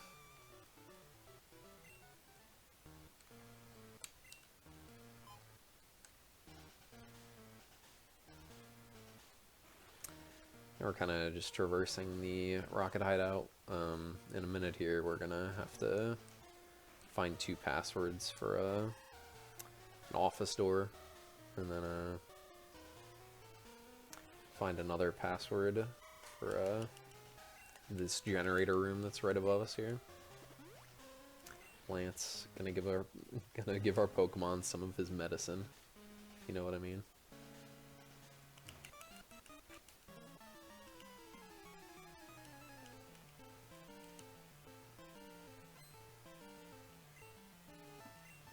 So there's a few spinners left on the run. I guess there's 6 now. There's 1 spinner in the rocket hideout. There's Douglas, the worst, like the most aggravating spinner in the game, I'd say, and the hardest to dodge, because Douglas is in Price's gym where you have to be sliding on ice, so you can't even like tell if he's facing towards you because he's off screen when you start sliding. So you just kind of have to pray. But then there's 3 spinners in Kanto that are all pretty annoying to hit.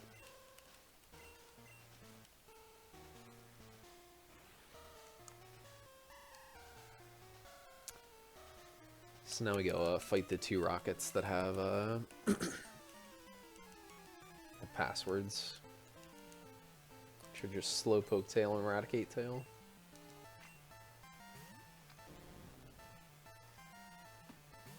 Yeah, Douglas is another name that every Gen 2 runner comes to fear. Gunner strats for Douglas. If I was alone in my house, I would, but my family's sleeping, so I don't want them to think that I'm dying downstairs.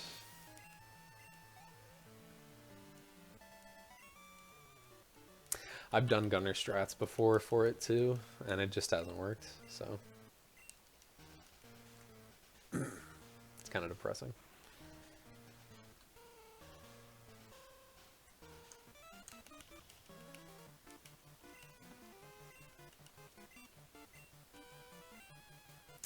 We would usually prefer for this guy not to see us, so we can just go up to him and not have to deal with the exclamation point, but him seeing us on that first tile is actually kind of acceptable. It's just a bit, it's a bit slower. But yeah, like you can see, just everything here is just very underleveled. Like compared to where we're at right now. Almost forgot to get that password. I've done that before, just like you have to talk to those trainers or those rocket members after you fight them, otherwise you don't pick up the password. And you have to walk of shame back here because you just can't open the door, which is awkward.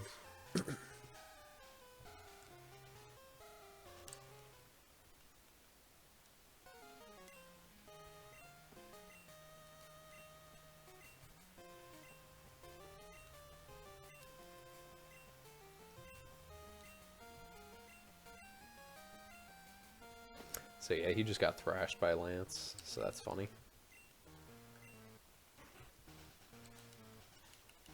I have to fight this executive, and he's again pretty simple. Only the next executive, the leader of this hideout, is like any problem at all. She has an Arbok that's a range, but other than that, that's still pretty free. And this guy just does nothing. Like, the worst thing that can happen during this fight is if Raticate quick attacks us. That'll waste a bit of time, but otherwise, not much. Like that, the worst. Oh my god, Raticate, why? Why do you do that? That is really slow.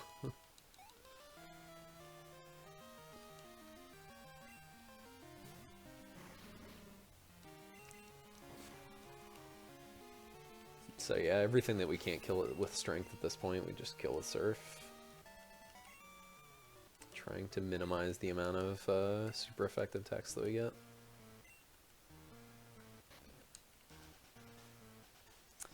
Then talk to this Murkrow who has the password memorized.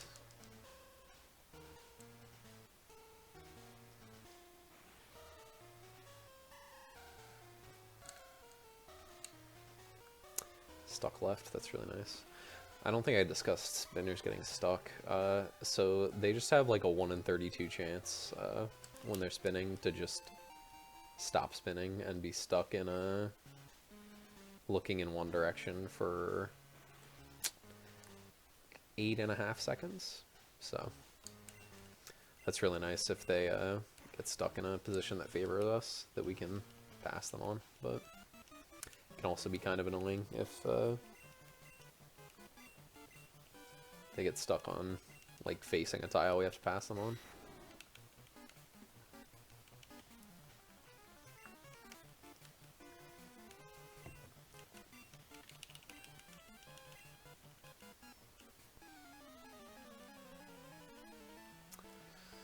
So yeah, this Arbok is about a 70% range with a 13 special, so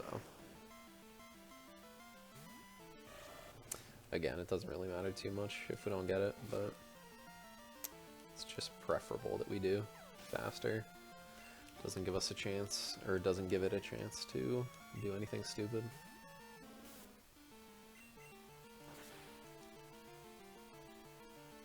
Gloom's pretty tanky, so it just doesn't die to anything other than Ice Punch, which kind of sucks. Super effective text hurts, but it's fine.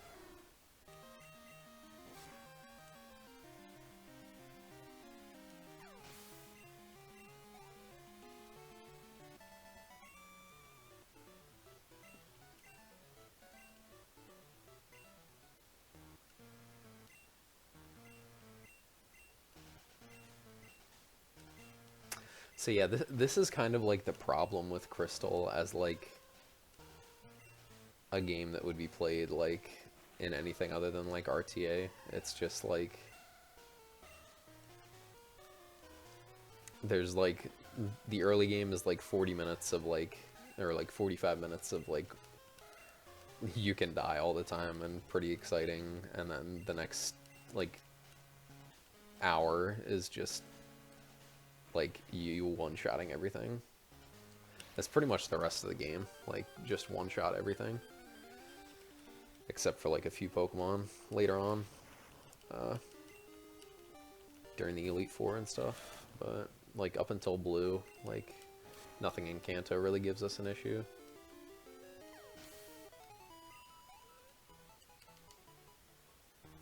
So it's pretty much just dodging spinners and hitting ranges and that kind of thing.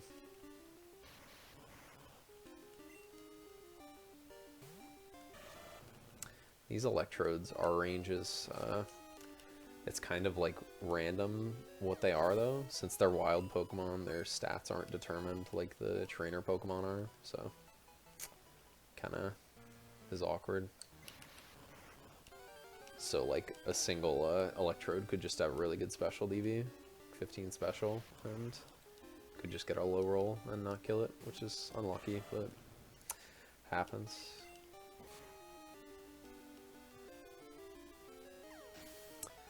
Nice. Got all three of them though. That was nice. So if we had had enough money for 6 escape ropes at Goldenrod, we would have gotten it. We would have gotten one extra one for here. It's about 6 seconds faster to escape rope out of here than it is to walk. But so yeah, it's not the biggest deal if we don't have it.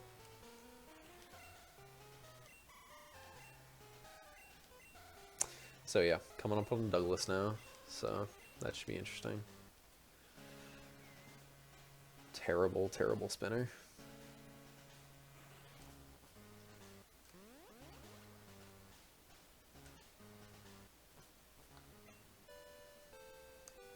Douglas is right up here, so if he hits us, it's just bad luck. Like, yep. Like, you just can't do anything. That like that wasn't even like a favorable spin for him to take up to down. Gives us a bit of extra experience though, so that's fine.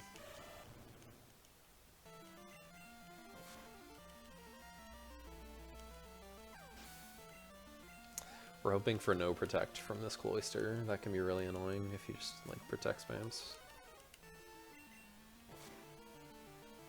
If he flinched, that would be really nice. Oh my god, that would have been terrible. Getting we do have the Bitter Berry though, so it wouldn't really matter.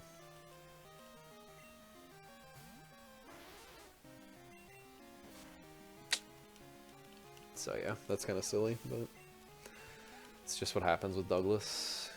Just gotta get lucky.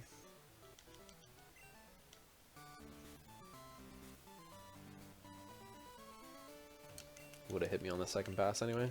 It's annoying.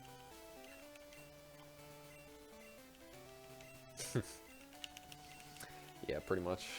It's just like you can't even do anything to dodge him, which is the annoying part. Like every spinner in the game like has a chance of hitting you. Like it's just like they can make an unfavorable spin, but at least you can like slightly control it, whereas just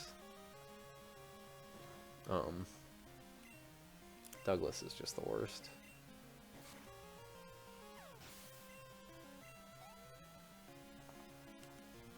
This fight's pretty trivial.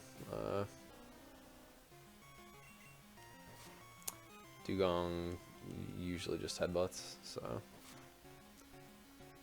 if this fight does become interesting if you are slower than Dugong or a speed tied with Dugong, because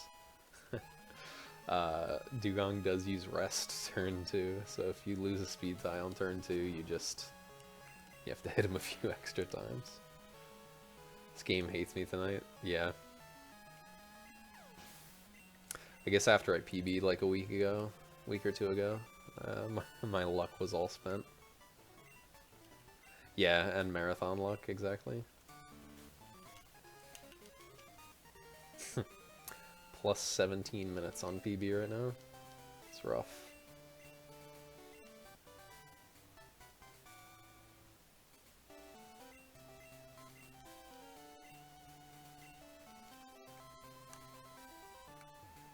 Yeah, the Bioshock run will be interesting. I'm excited to see that. So we fly back to Olivine now to deliver the secret potion to the lighthouse, and then fight Jasmine, and then we can go to the rocket segment.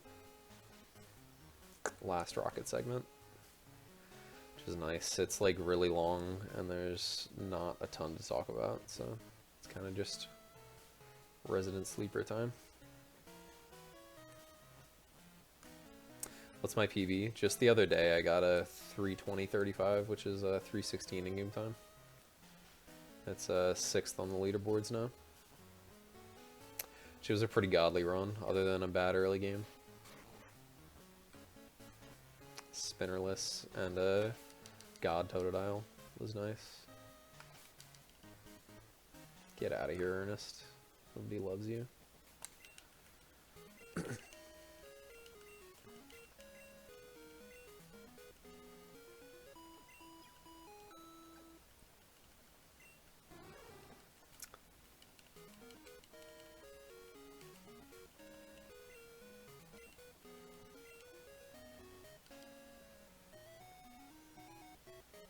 So we're gonna go fall down this hole here in order to get a rare candy. This rare candy is really nice. It gives us a lot of... Whoa, what am I doing?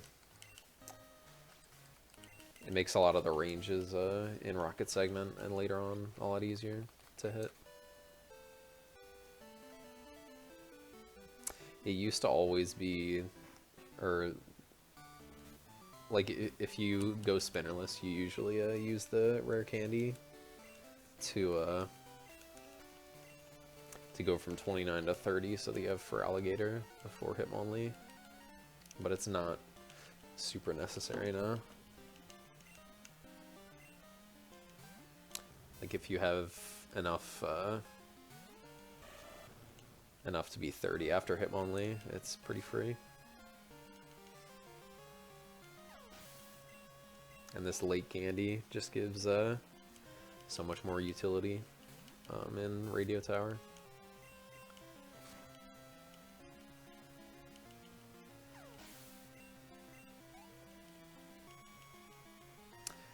Jasmine's pretty free.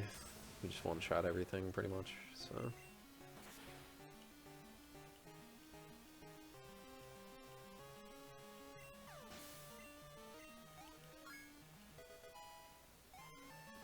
Nope. I'll have to candy when I hit 38.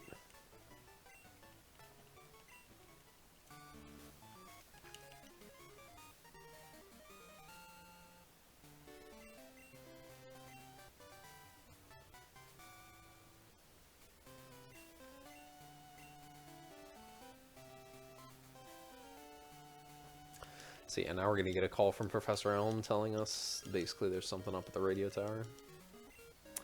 Team Rocket is taking over, so interesting stuff.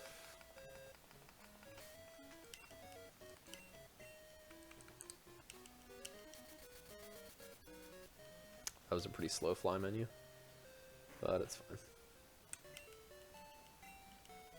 Take the center here just so that we have full PP going into Rocket Radio Tower, because we're pretty much gonna need like every single point that we need that we have and more, because we're gonna teach return in the middle of this segment.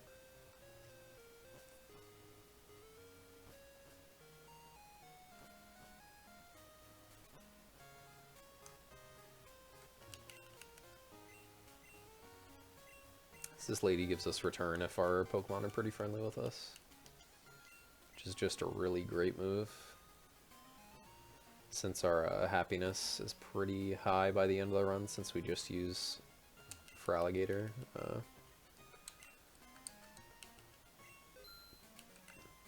It just does loads of damage.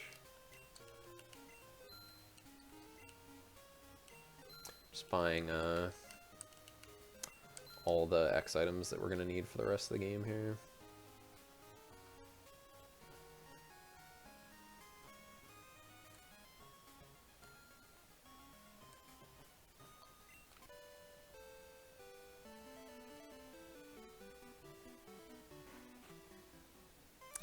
So the guard spec is for red at the end, so his Pikachu can't use Charm on us.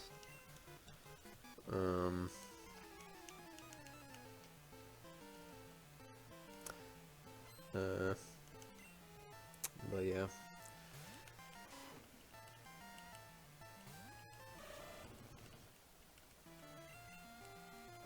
Quick attack. Eek. Pretty much just want to not see like dumb stuff like that. Like, ways to save time during the split are like to have these fights go well. Like, not getting quick attack, not getting unnecessary crits, hitting ranges. The first range is coming up, by the way. This Arbok that this next lady has. Is pretty favorable though. This is probably like 80%.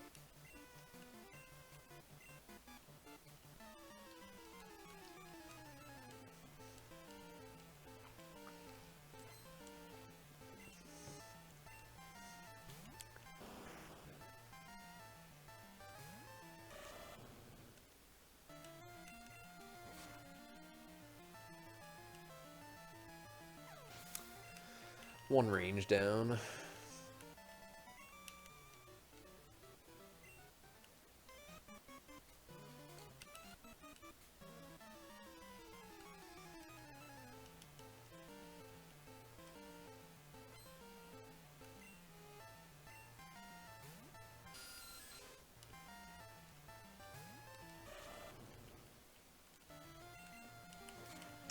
So yeah, we're gonna end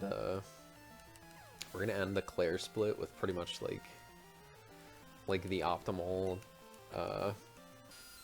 amounts of moves to end the Claire split with is 6 returns and then 0 of everything else. Like, this PP route here is just like insanely optimized. Just a lot of work was put into making this pretty perfect.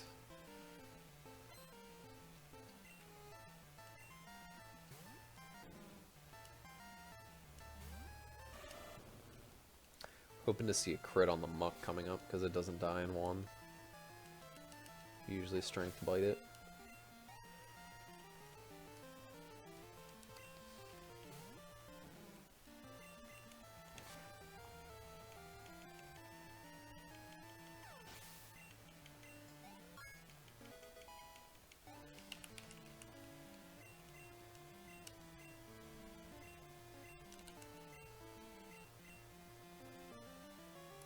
Wow, that does not line up well.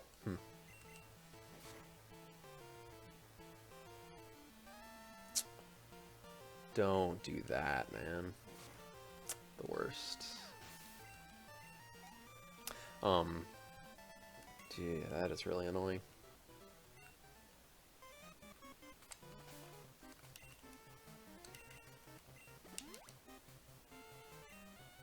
Still have plenty of full heals though, which is nice.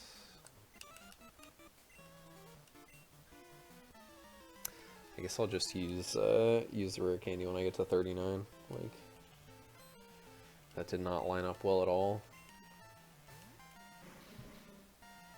Hitting Douglas actually, like, kind of destroyed me there.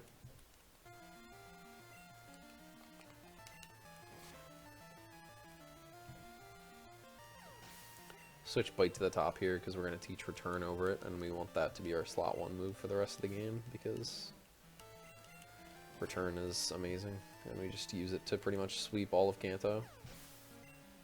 Most of Kanto, that is.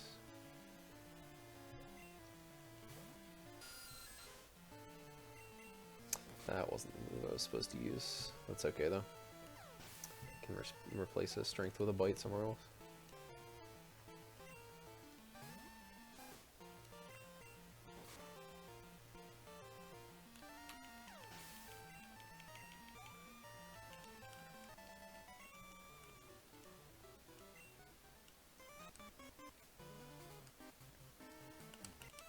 So yeah, we're just taking care to not fight any trainers that we don't need to here. Just to make this go by as smoothly as possible.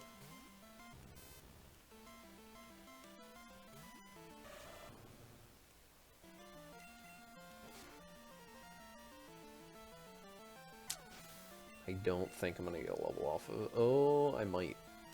That would actually be really nice to get to 40 for the Porygon. Makes the range a bit better. Porygon range is usually just terrible. Oh, we're not gonna get it. That's terrible. Okay, we can just candy after Porygon.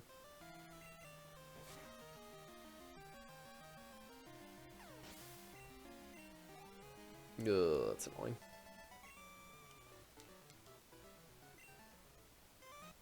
So yeah, we're definitely not going to kill Porygon in one here.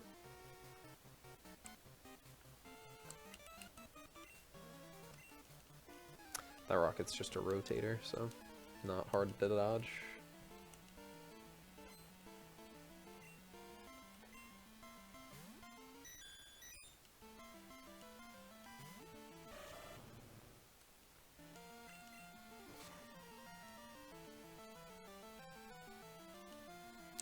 Yeah.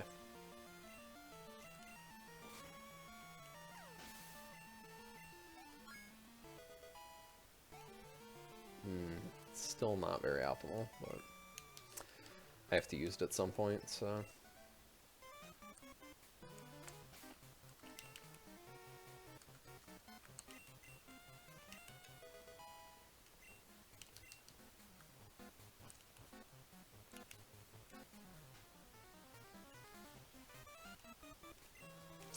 So basically the storyline at this point is just Team Rocket is trying to take over the radio tower in order to send out radio signals to control Pokemon.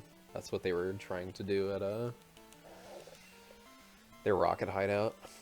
They were just like attempting to make Pokemon evolve.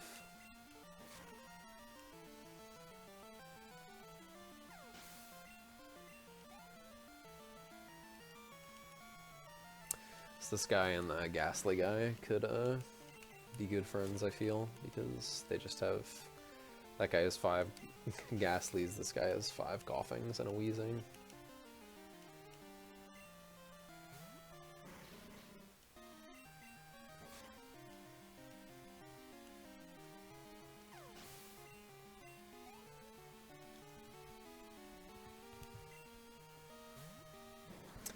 So the only bad thing this Weezing can really do if we don't hit the range is like Smokescreen or Poison Us. That is really annoying. Wow. It's like not really even that likely either. Yeah, this game just is not a fan of me tonight.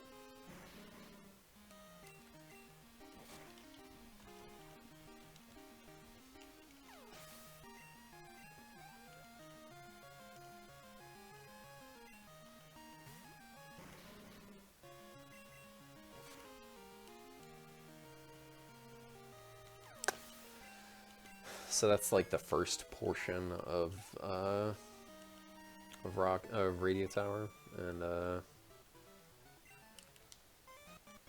second of the 3 portions is the underground, the warehouse, and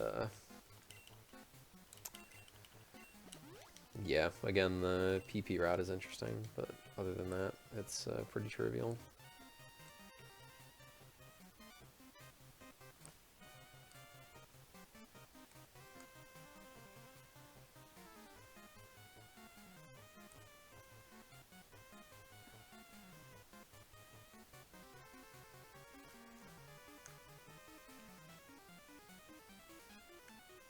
The music is good though.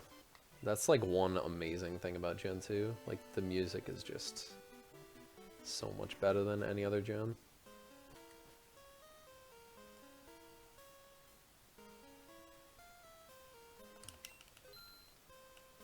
Like that's honestly what keeps me playing this game when I get destroyed on Whitney like that. Like just can't stay away from the music. So normally we would try to shy away from setting up on this Golbat because you can get confused pretty easily, but we still have the Bitterberry, which is really nice. So we can just pretty much set up on him. Set up our 1x special. And, so yeah, that doesn't even matter now. That's really nice keeping it that long. It usually does not get out of, Slowpoke well, so always nice when you keep it for a little longer.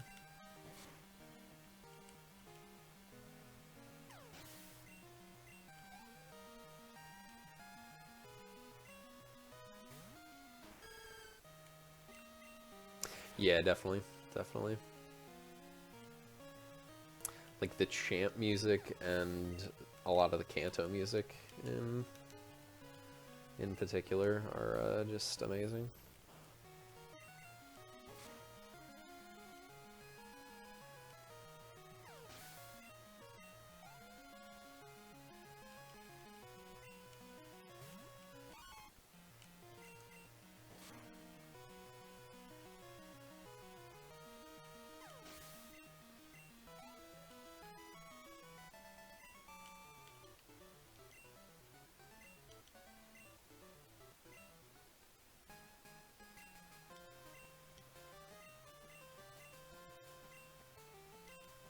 So yeah, still just fighting a bunch of rockets and some thieves in this underground portion. Thankfully the third segment is fairly short. This one is a lot of trainer battles long. I guess there's probably... There's 6 in this room, and then 3 in the next room, so... It's just a lot of one-shotting things. There's still a few ranges that we have to hit, though. This guy has a muck. It's about an 80% range. And the next guy has a muck that's a 60% range.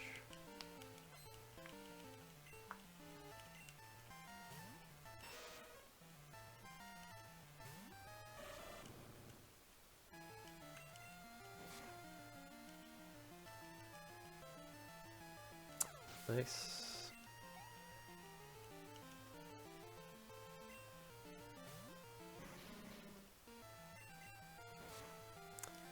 So yeah, we'll end the last Rocket Executive with 0 surfs and about 7 ice punches. That wasn't... No, that's not good. I thought I was still on surf for some reason. That was silly.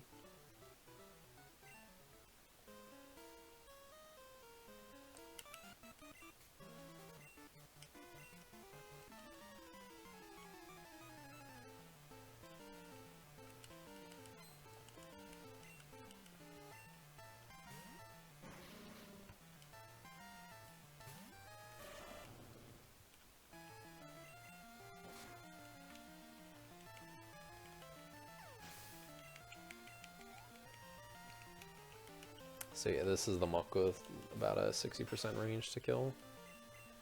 So less likely to get this one, but still favorable. Nice.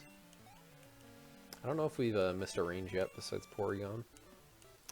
Porygon doesn't really count anyway. It's really unlikely. Especially at that low level where you're at. That's probably like... I know at 39 it's... like a 30% range, so it's less than that at least. How many strengths do I have now? I think I have 5 now.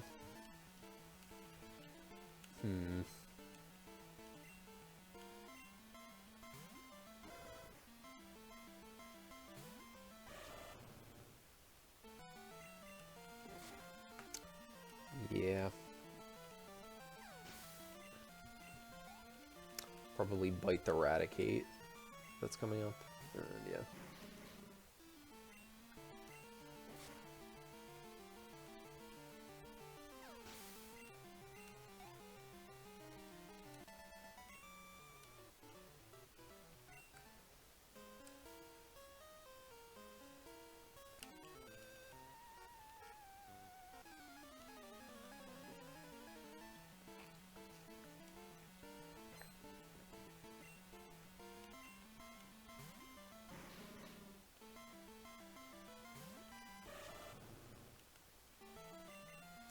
might bite, or 2-bite this Magmar as well to make up for the PP that I've lost in being bad. Hope for a flinch, I guess.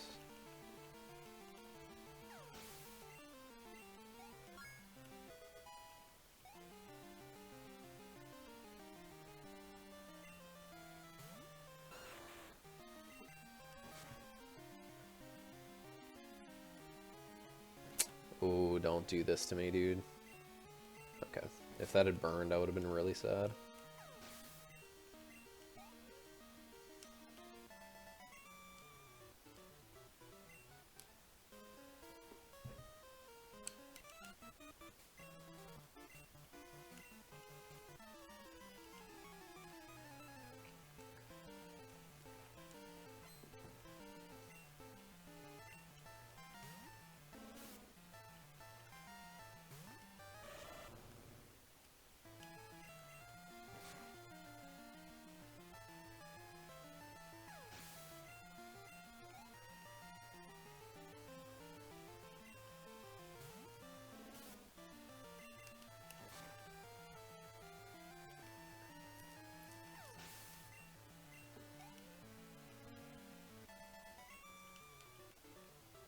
So yeah, I could probably teach return right now. And, no, we have to use bite a little bit later actually.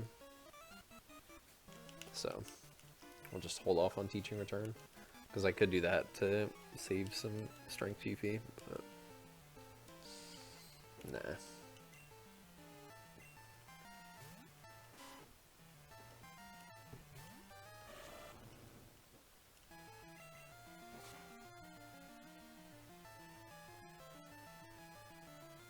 Fine, just don't quick attack, please. Thank you.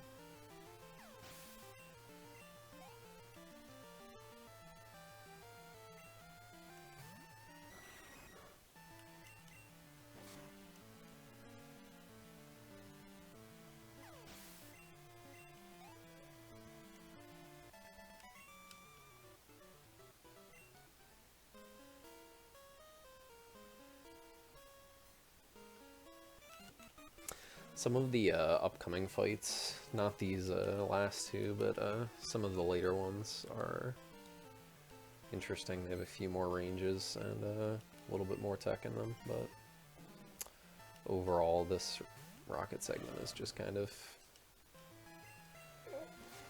sleepy. Me trying not to fall asleep during a run.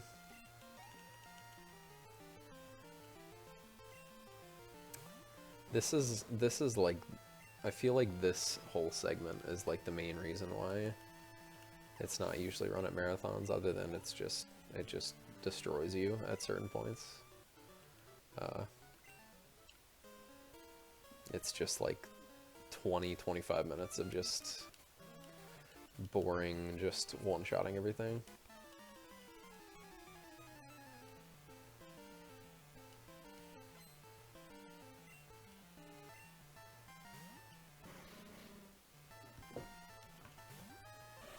But yeah, on the menu after we talk to the captured manager,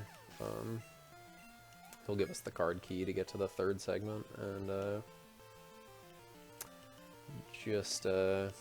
then we'll escape rope out and teach return while we're at it, while we're in a menu.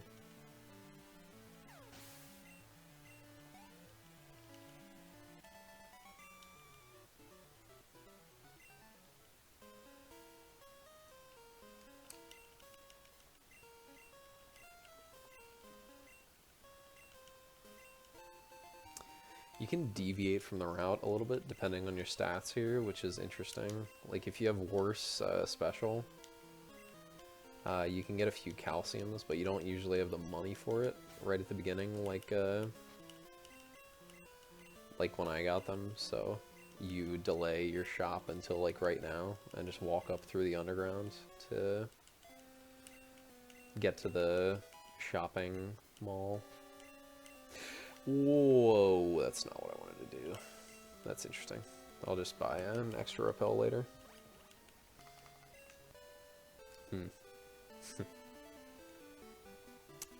Yeah.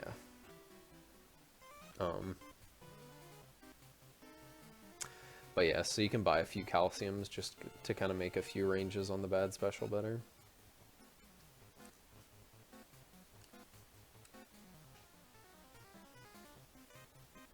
Kind of just use the card key here in order to get up to the upper floors.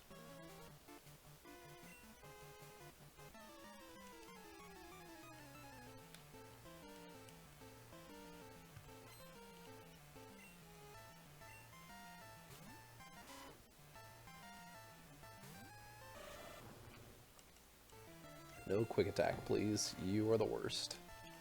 Wow, all these crit quick attacks, dude. This game, not my day. Not my day for this game to be kind to me.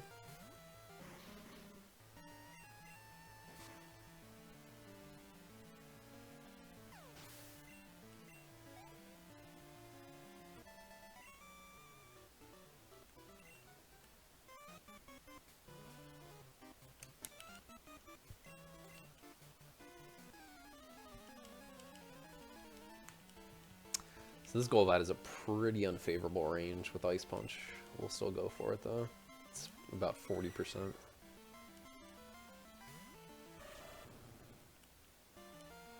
So it's pretty lucky if we get it, but not counting on it.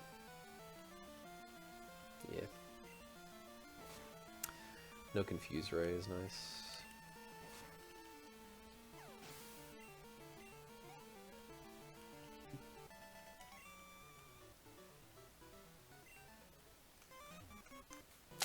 Oof. Interesting movement. So 2 more ranges coming up in this fight. The Arbok and the Vileplume that she has. The Arbok's about an 80% range with Surf, and Vileplume is about a 60% with Ice Punch.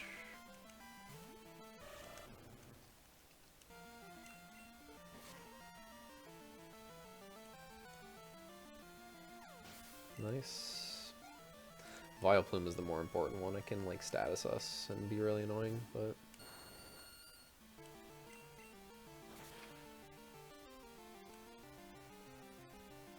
nice. Beautiful. Wow, we've actually gotten like most, like all but one of the ranges, I guess, on this segment. So that was really nice.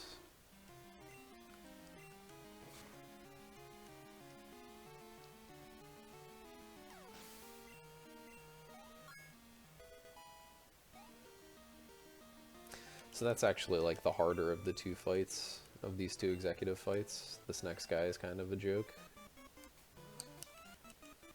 There's no ranges on this fight.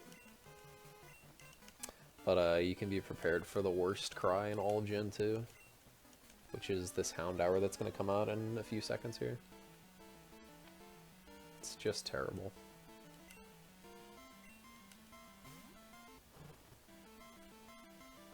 They didn't even try.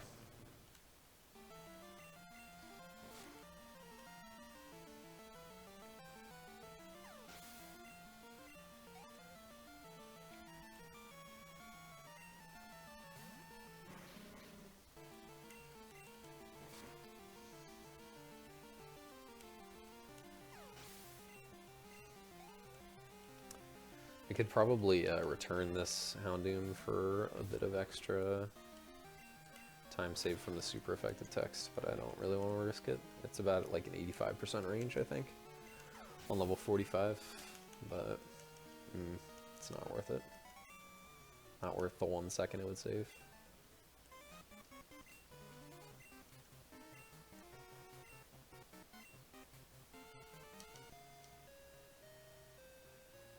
Not going to lose a ton of time here, probably about 20 to 30 seconds. Just because all that happened really was messing up 2, like, I guess we had 2 extra turns, so.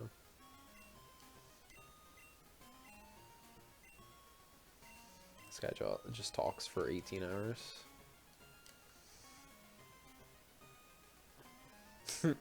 Sorry, Zach. I'm the worst.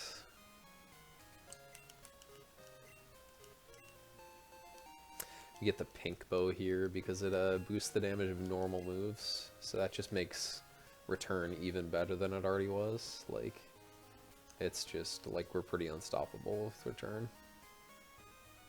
That's what allows us to like go into red and just have to use 2x attacks. Return just destroys everything. Now we take the quiz to get the radio card.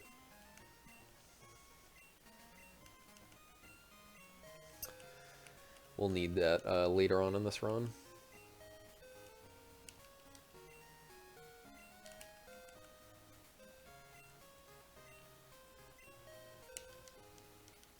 When we have to wake up Snorlax.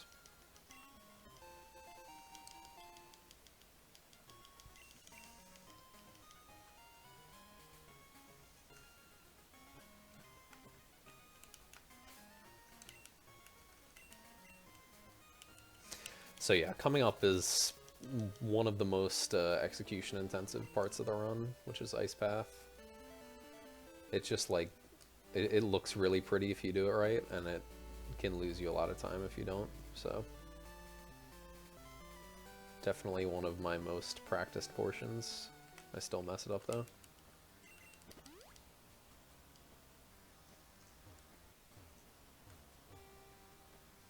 The sliding on the ice part, like, which is what I remember having the most trouble with as a kid, like not being able to find like what way to go, is definitely not the hardest part.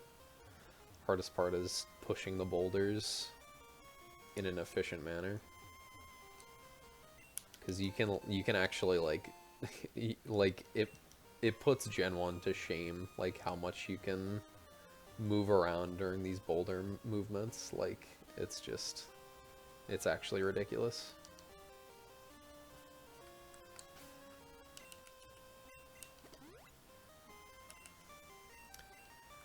Can use strength here from the menu because that's a bit faster.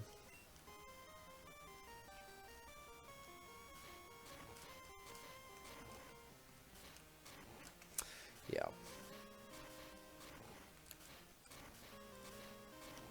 It looks really clean if you do it right, but I'm a scrub, so what can I say?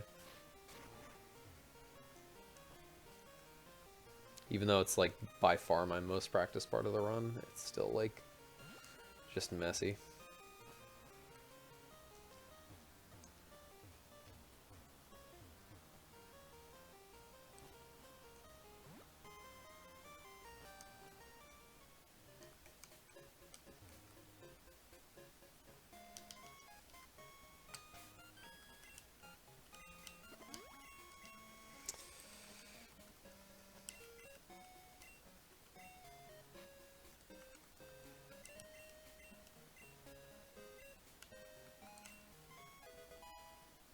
Scrub life, exactly.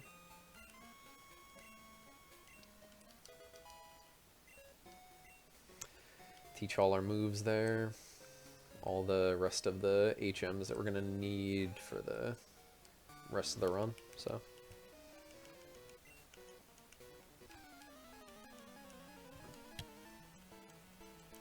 Whirlpool and Waterfall, we need to use each one time. Which is kind of silly, but it's whatever. Again, most of the fights in here are pretty trivial. There's some Seadras that don't die in one that can, like, smoke screen you, which is really annoying, but other than that, up until Claire, it's fine.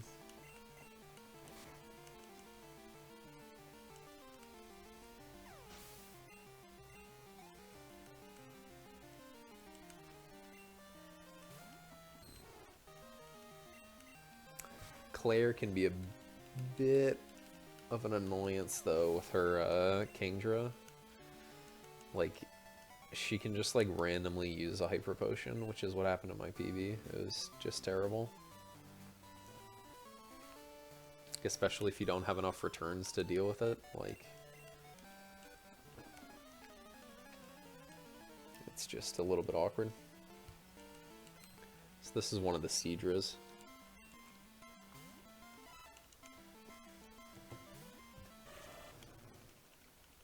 So critting these siegers is really nice, but don't usually get that.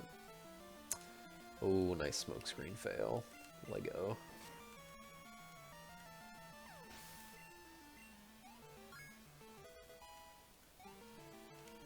We shouldn't have a problem with Kingdra though. We should have plenty of returns going into that.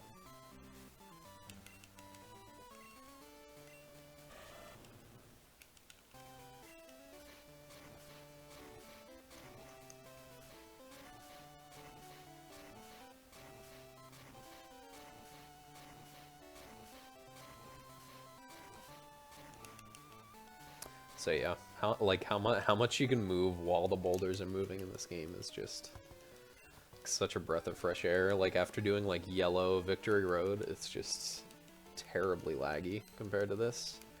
It's like one of the only things besides like the fly menu and naming that are not laggy in Gen 2, but laggy in Gen 1.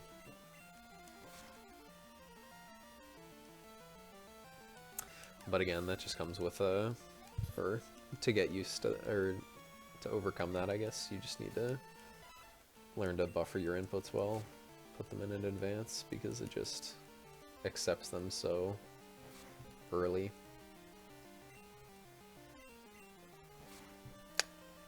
I'll probably heal before Claire with my last super.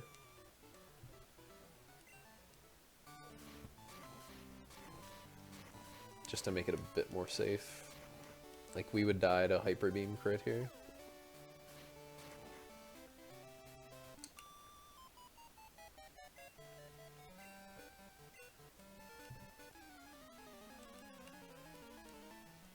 So we only pretty much need to use Ice Punch on the Dragonairs in this gym. They're the only ones tanky enough to not die to return. All the Dratinis and stuff die to return.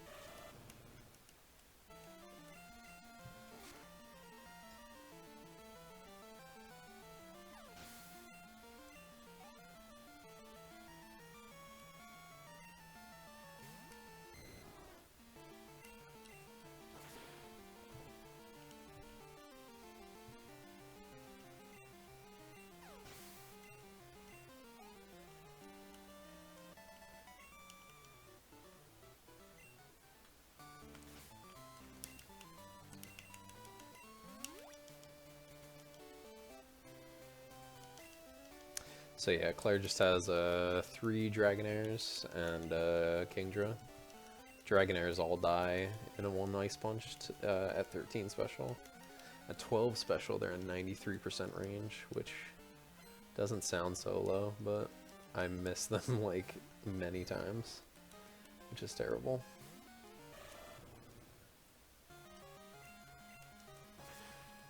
Like, I've probably missed a range on a Dragonair at 12 like more than 5 times, and I have not gotten here an overwhelming amount of times, so that's just rough.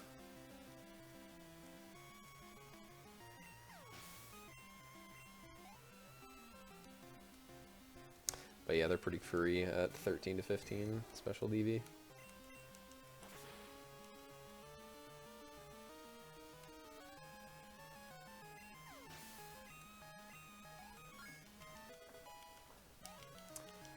Screech. Not going to learn it though, because that would be dumb.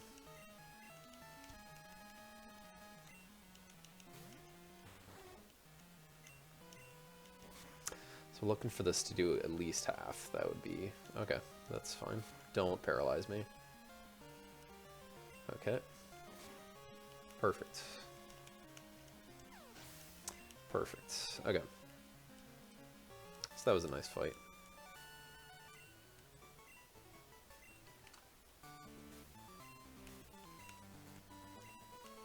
So yeah, now Claire's just a meanie and doesn't give us the badge. We have to go to the dragon's den to answer some questions for an old guy. So that's fun.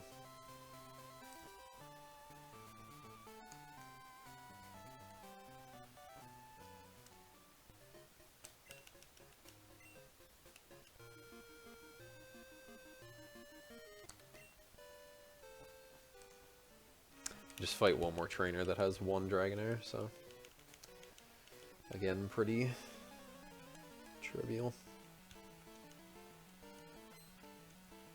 There's just so many required trainers in this game, and yeah, you just get to such a high level.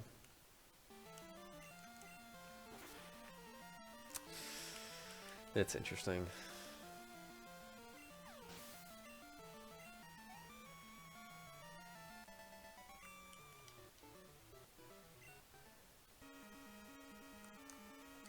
But yeah, there's actually like a lot more differences between gold and crystal than people would expect. I know a few people in TIA run gold, and there's less spinners in gold, but there's more required trainers, and so that's interesting. And how many more games after mine?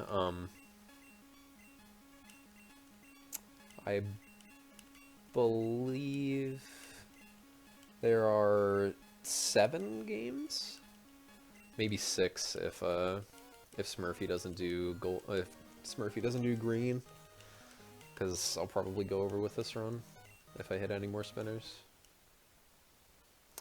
I believe it's either green or Guacamelee next, and then Kirby's Dream Land, Bioshock, Lufia 2, Tony Hawk's, and then Final Fantasy to end it off. But yeah, there's the schedule that Smurfy called up. The Rising Badge. What a badass name for a badge. Just so good. The Johto badge names are like really quality. The Zephyr badge and stuff. Hive badge, all that kind of stuff.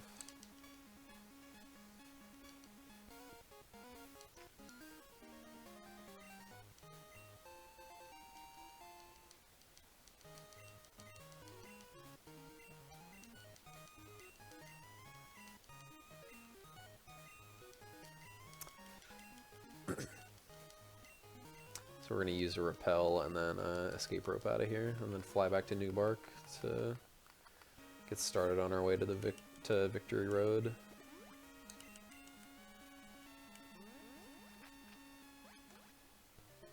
Elm's going to call us first, though. Tell us that he has a Master Ball for us, but we don't need it.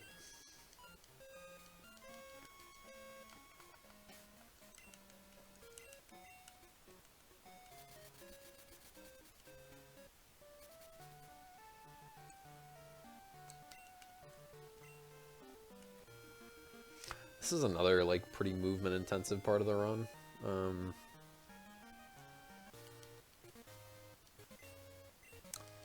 This is probably the area that I've practiced like the second most.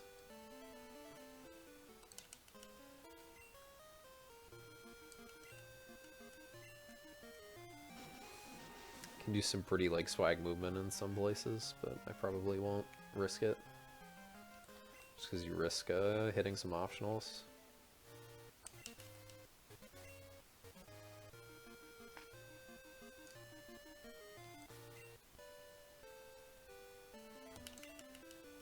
You can go 1 tile further there, but just really don't feel like hitting any optionals. If we could keep this underestimate, that'd be awesome.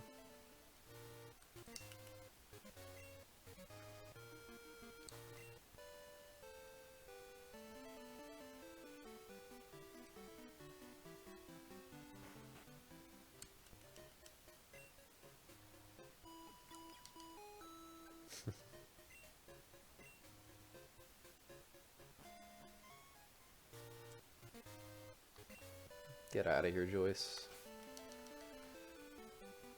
It's one of the other, like, really just bad spinners. Oh my gosh. The Pokemon that she has are really annoying, too.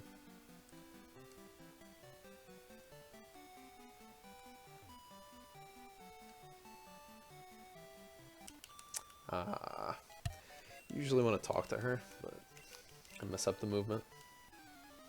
Because I'm good at this game.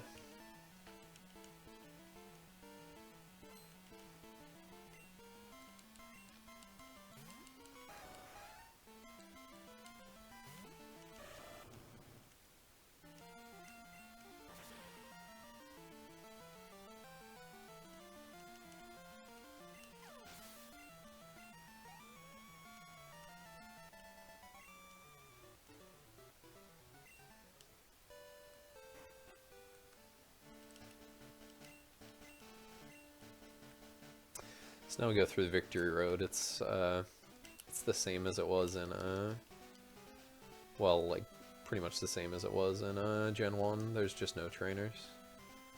We just fight rival at the end of it.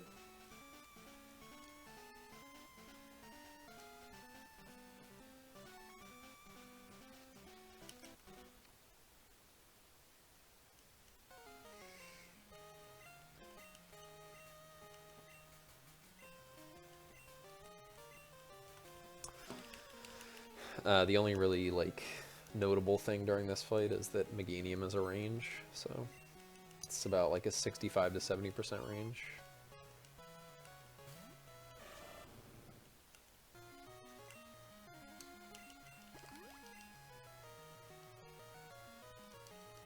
That's fine.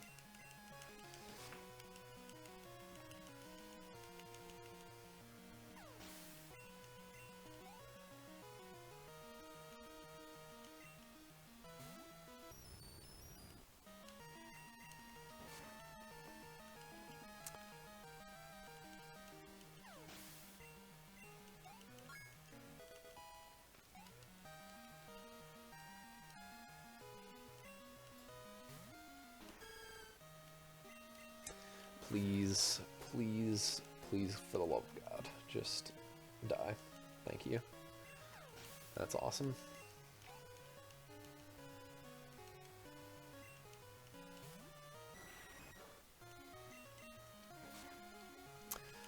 That Meganium can just, like, status you, and it's really annoying.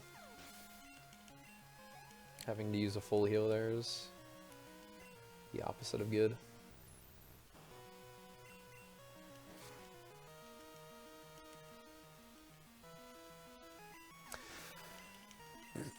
So in the Elite Four Center, I'll buy some items that I'll need for the end game. Full restores and a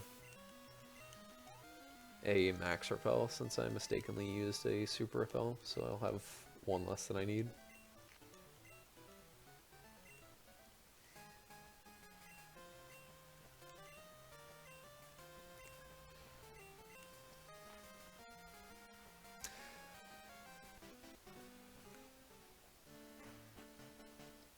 Get out of here.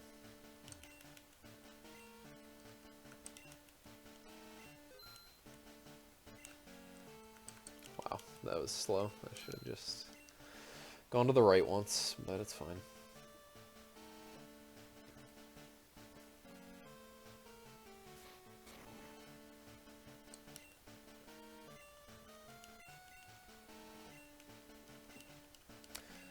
Okay, so what we want to see this fight is Xatu Psychic turn on. Basically how these fights have to go is we have to take a certain amount of damage to be like half health before Karen, so that her Umbreon doesn't use Confuse Rays on us.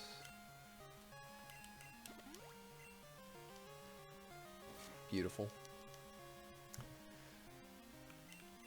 So yeah, we just used like a few X items in each of these fights. We use 1X special in Will, Koga, and Karen, and a few X attacks in Bruno.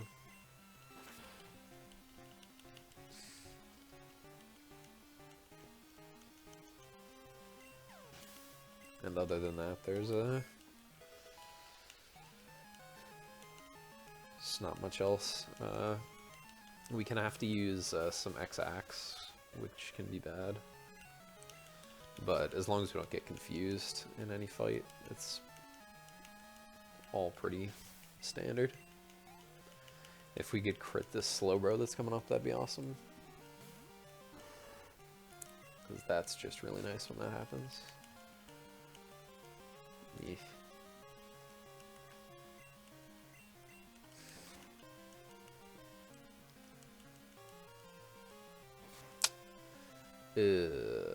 That's bad.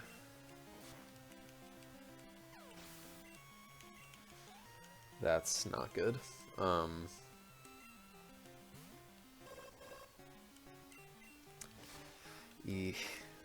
So we're probably going to take about 30 damage during Koga, and then like 15 damage during Bruno. So this is pretty risky to go into. It would be pretty risky to go into Karen like this. But, I mean, there's not really much else to do.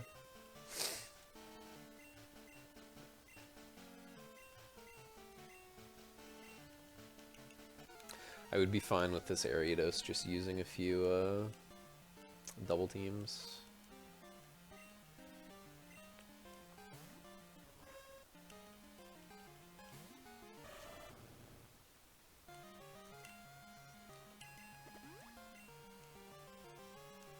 Yeah, that's fine.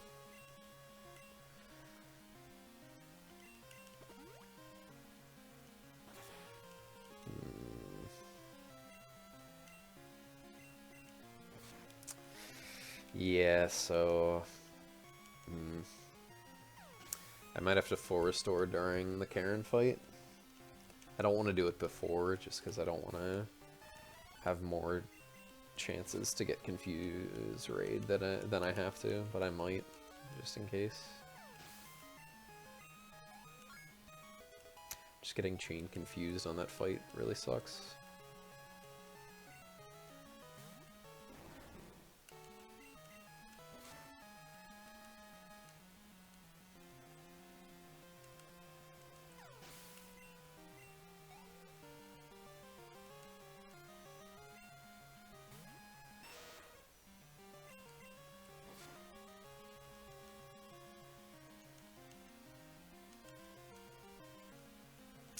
That is fine. So Xac works the same as in Gen 1, pretty much. Just removes all accuracy checks.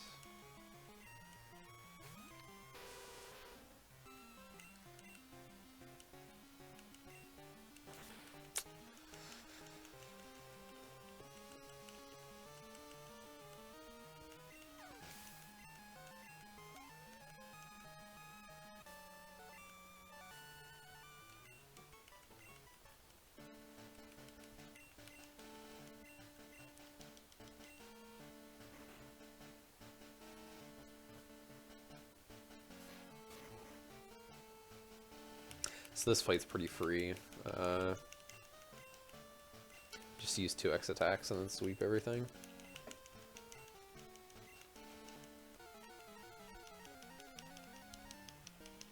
I might save before the Karen fight, just in case I get crit or something dumb like that. So we'll probably be left with like 40 HP after this fight.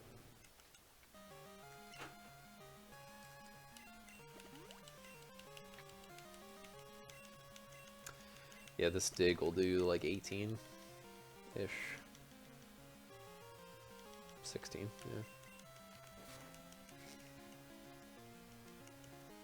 Should run Dark Souls 3 instead. There's a lot of out of bounds in that game, Zach. You should go back and watch. They ran Dark Souls 3 at AGDQ. You should check that out. That was a pretty cool run.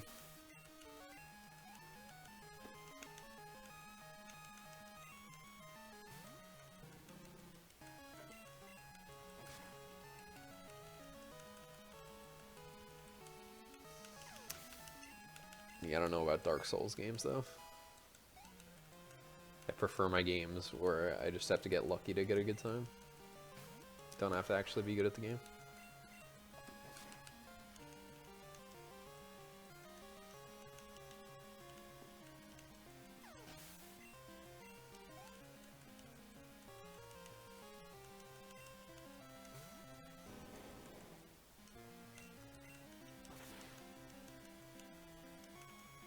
Out of bounds can be great. In some games, I guess. I just don't find it very entertaining in Dark Souls 3. Like, the tech behind it is cool, but... eh.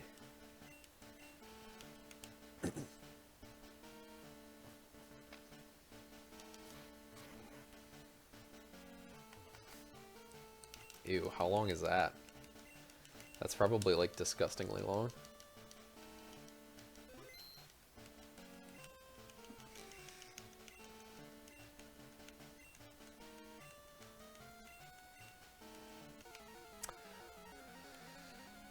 So she's pretty unlikely to go for supersonic. Like she's 10% to go for supersonic when we're below half health. So we're hoping for some sand attacks here.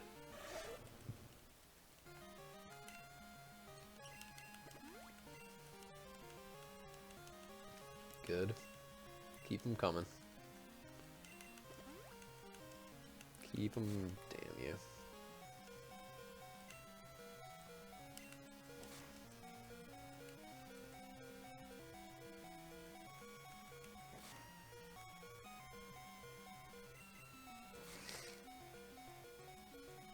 Trying to remember if any of these Pokemon have priority moves. I don't think they do.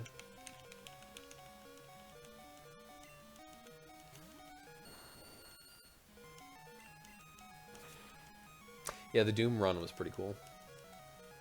Like, the only Pokemon that would have a priority move here is Murkrow, and I feel like he doesn't. If I'm wrong, I'm going to be pretty embarrassed, though.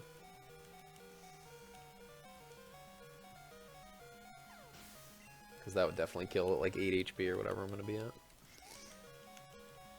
9, yeah. I'm going to go for it. Heal if below... Oh my gosh, it says heal if below 9 HP. I'm going to heal just in case. Oh, where am I? That's really slow. We have to heal after this fight anyway, though, so it's not too slow.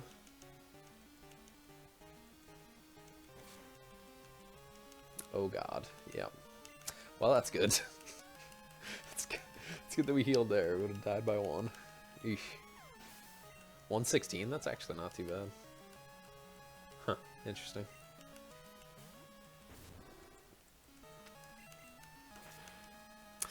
Okay, so the Lance fight is interesting.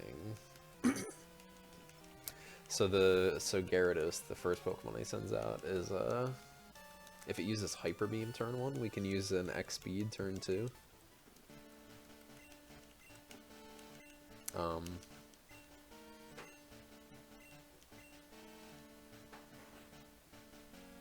Which helps us outspeed the Aerodactyl later on in the fight. Because that Aerodactyl is a bit of an annoyance at times.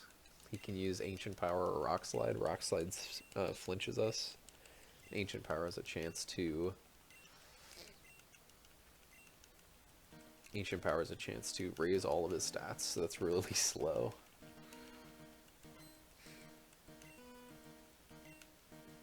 But yeah, this music is amazing. Oh yeah, including the DLC would probably add a lot on to it.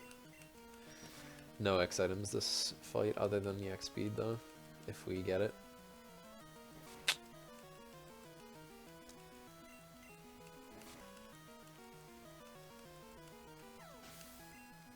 The last Dragonite, the one that's level 50, is just a range though, so...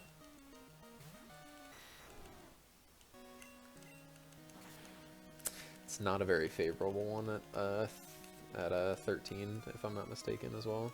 I might just strength it once and then Ice Punch.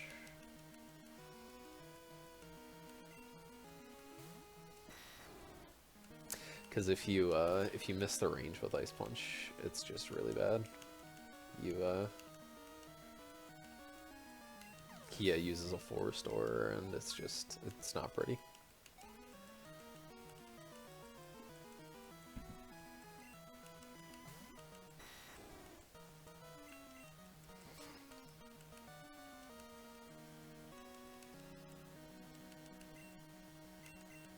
Yeah, so unless he uses Outrage,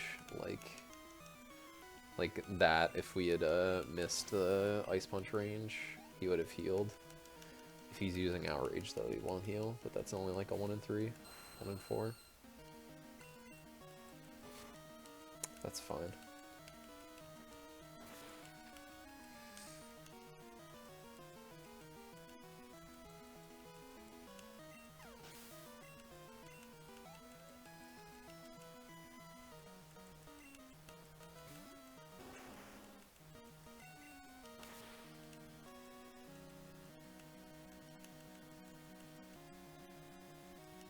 Huh, interesting. Interesting.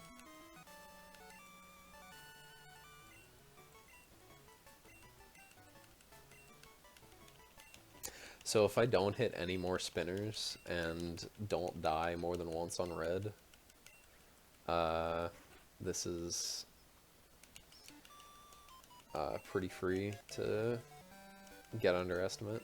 But I mean, we have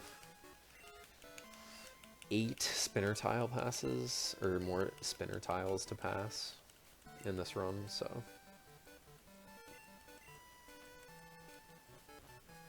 So with the new RTA timing, with the IGT, we would just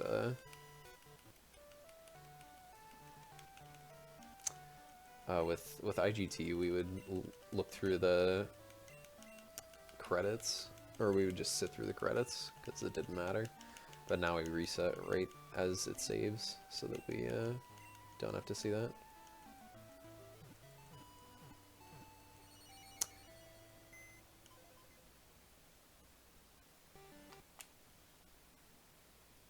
So yeah, we're like sub-estimate pace by like 2.5 minutes right now. So yep.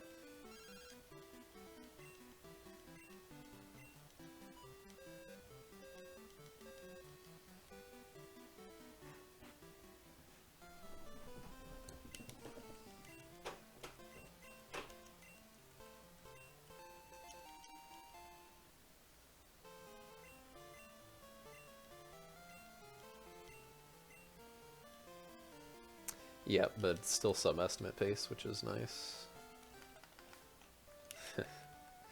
It's not a good time by any means, but...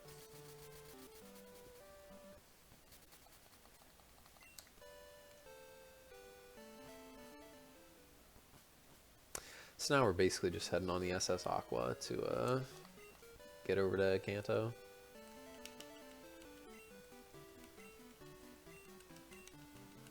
We just have to do a short, like, side mission to get through the SS Aqua. Find an old man's daughter or whatever, granddaughter. Yeah. And she's just playing with the captain, but in order to get to her, you have to fight a sailor that's, like, sleeping on the job or whatever. So...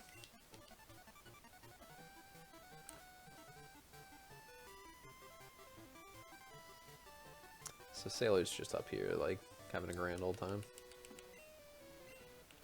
Slacking off.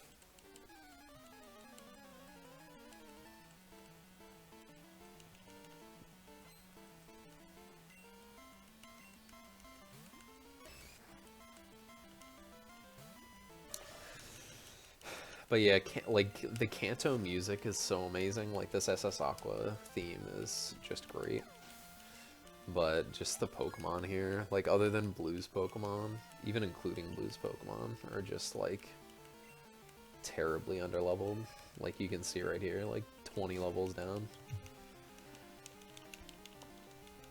I'm pretty sure Janine, the Fuchsia City's gym leader in this game, her Pokemon are, like, level, like, high 30s. Like, it's just not great.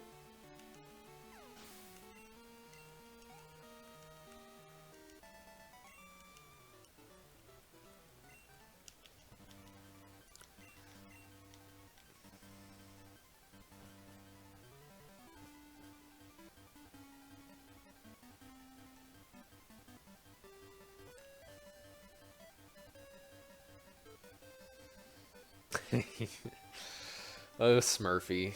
You and your puns. Yeah, Swaff has infected you. That's funny.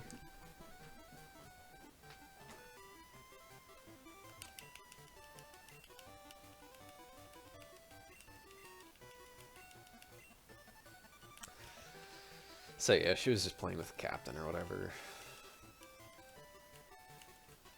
So they used to think that the girl playing as the girl is 5 frames slower because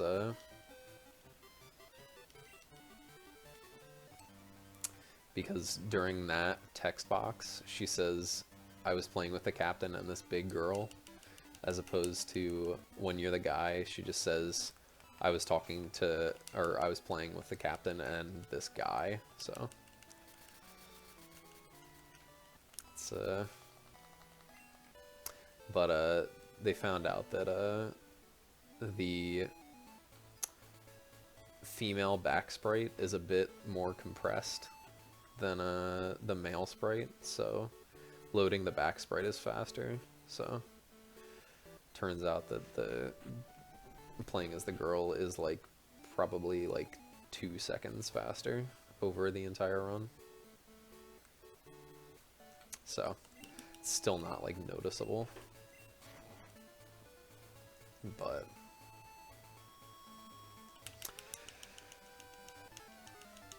oh my gosh, Kanto trainer battle music is just amazing.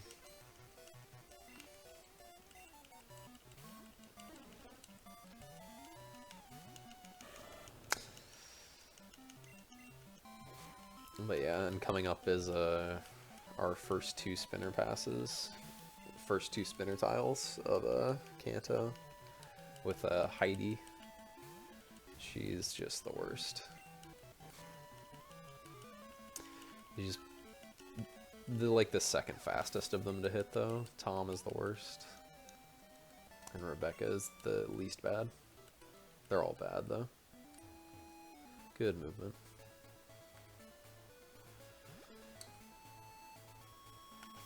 Get out of here, dude. Oh my god, you're the worst. Hi. Really? You're gonna get stuck left. Awesome. Cool. Cool, cool, cool.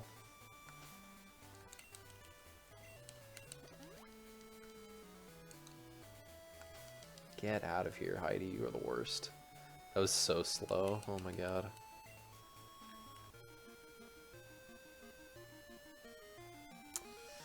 Eek. Slow, slow, slow. That probably lost us another like 15 to 20 seconds. Just bad.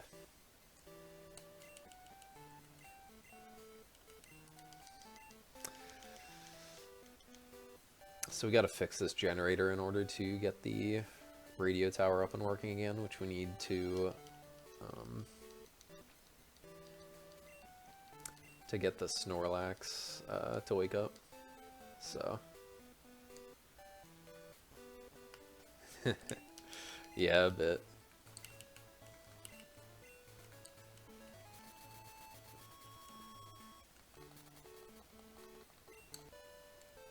So yeah, we just need to get the machine part that's in this gym. First we need to have this rocket cutscene though.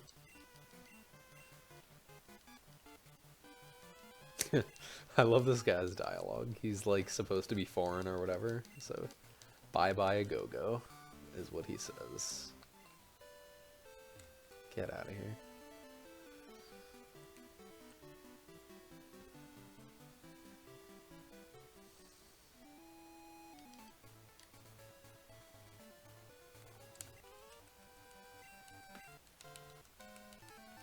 So now we're gonna fight this gauntlet of trainers that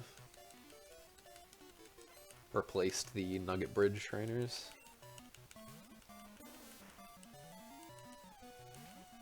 Pokemon games are sentient. I can see that. I can see that.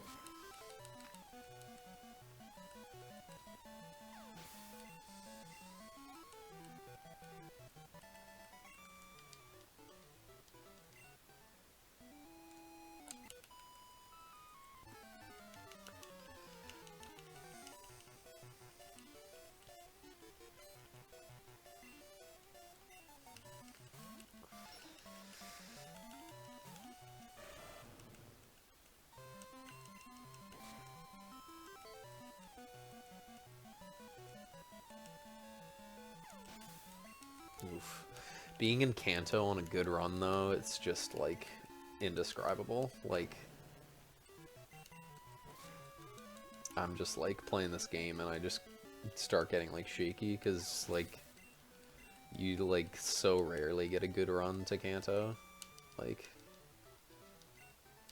I have 1700 resets of this game and I've probably gotten like 10 good runs to Kanto ever.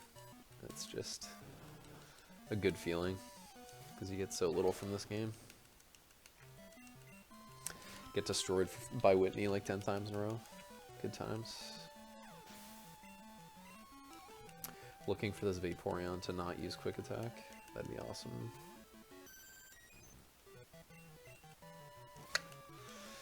I swear I've gotten hit by like every Quick Attack this game, and I've gotten crit by 3 of them. This is the worst. Another Quick Attack is coming up in the next fight with Pidgeotto.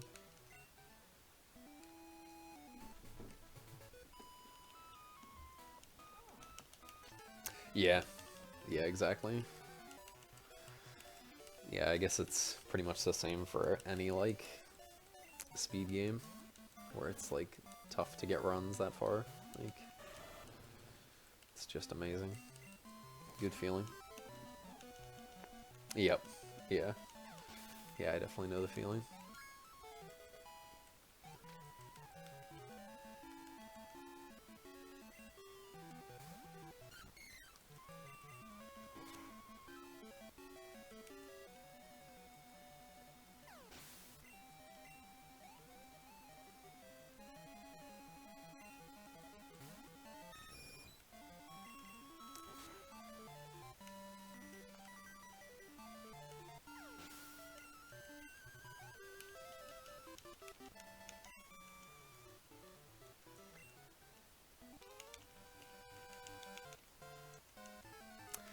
Now we get our good old red and yellow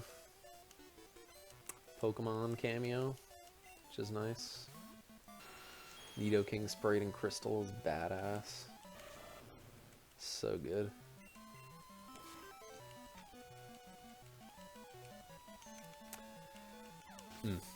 So good. Too bad we won't shot it.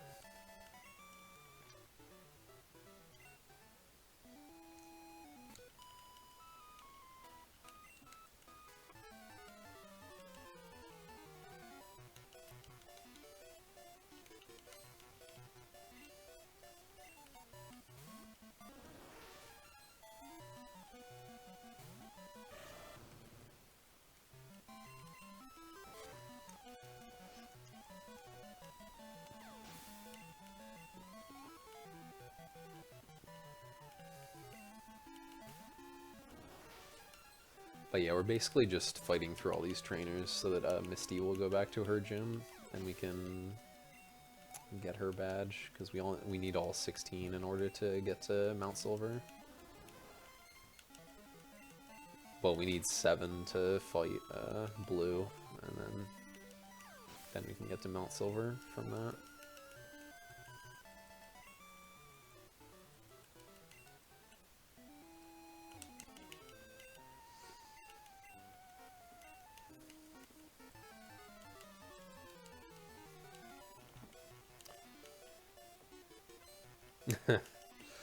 Yeah, I guess she's supposed to be the last one, but this guy just like snuck up to finish you off when you were weakened, in quotes, by all these Pokemon. Which is funny. Like, what a nerd.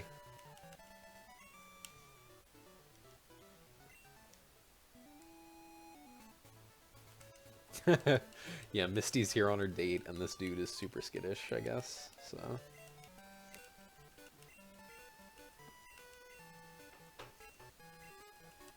So we actually don't just go right back and fight Misty, we go and fight Erica first.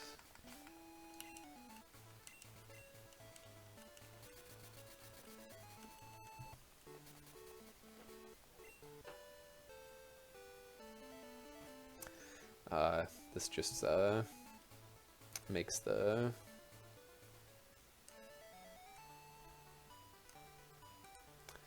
This makes the whole, or it's just less trips.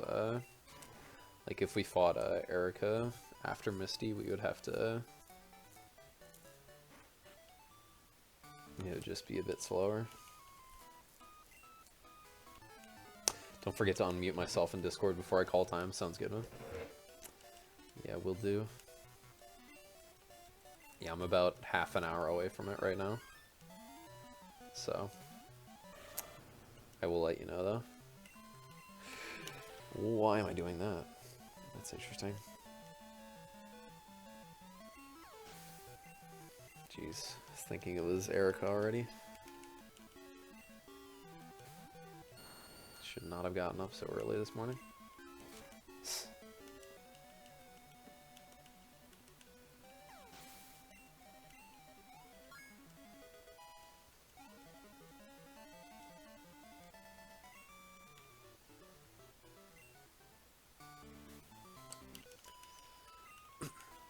So if we have bad attack, we can't return this Executor, but since we have pretty decent attack, we can...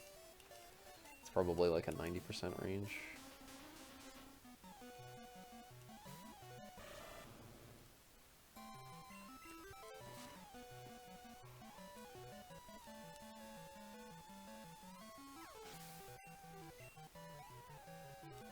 M3 wakes up before I hype this shit green race. Let's go. Let's go.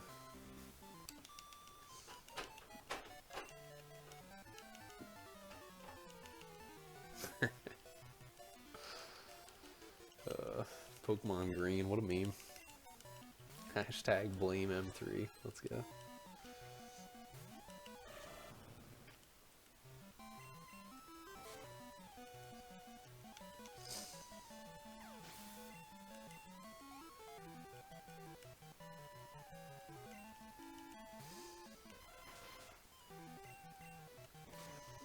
Loser has to world record a Pokemon game. That's funny.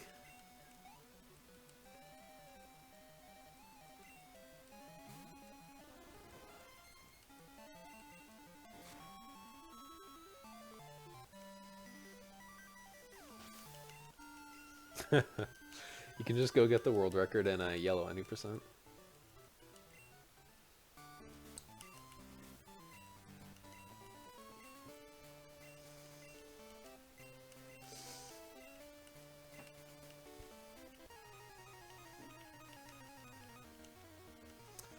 So yeah, this fight we just have to use an X attack for the latter half of the Pokemon. Other than that, there's not really much we have to worry about.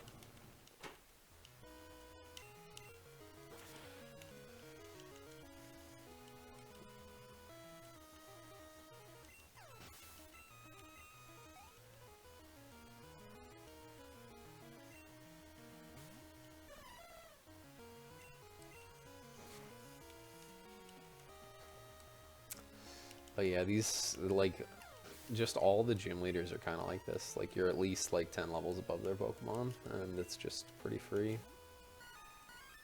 with one X item.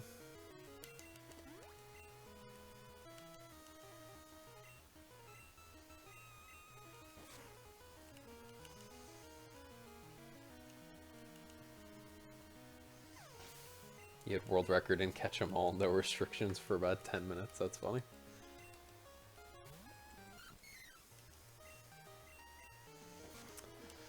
Okay, so we're still... so right now we're about on pace for, like 30 or 338-ish. So, still underestimate as long as I don't hit any, spinners or die to red too much.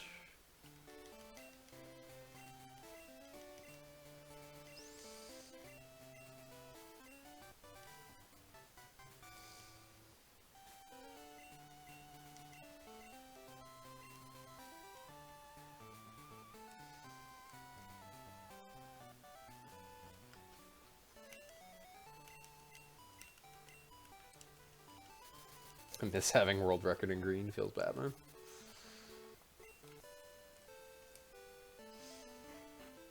So yeah, now the Misty fight is fairly, like, easy as well.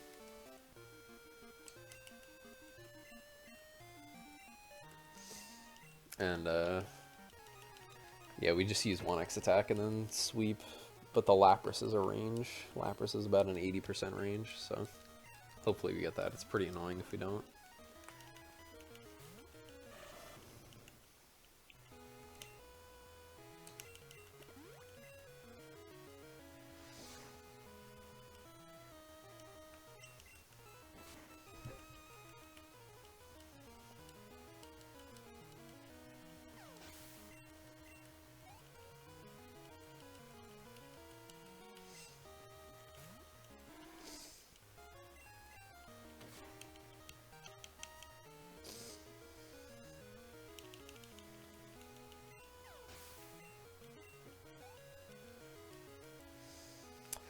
So praying to hit this range, that would be awesome.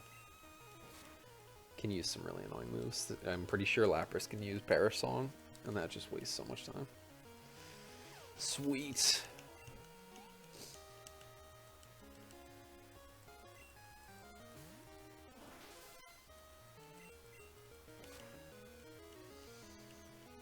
So now we head off to the generator, the power plant place again, after picking up the machine part, in order to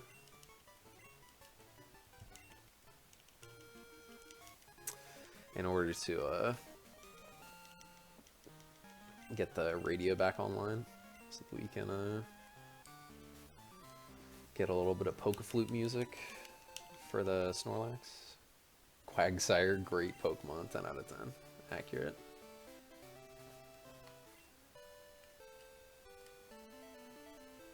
So now we have to pass Heidi for a second time, which is annoying.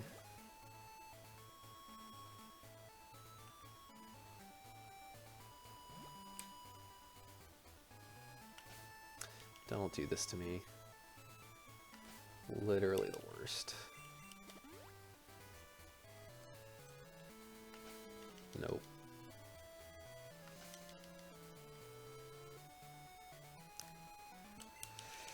Okay, that's half the spinner tiles in Kanto down. 4 more. You have to pass Rebecca on 1 tile and Tom on 3 tiles.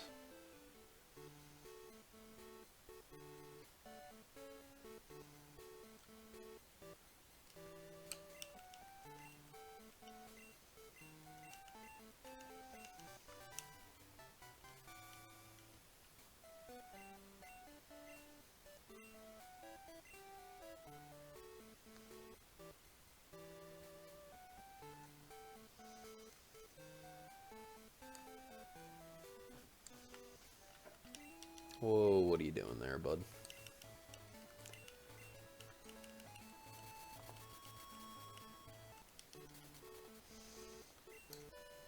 So now we're heading off to fight Sabrina.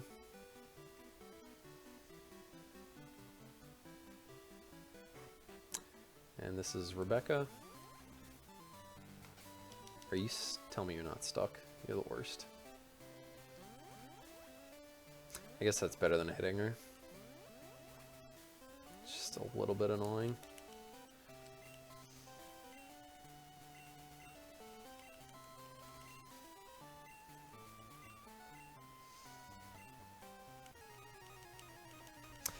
Only 1 spinner left. We have to pass him on 3 sides, though. But if Tom gets stuck up, that's pretty hype.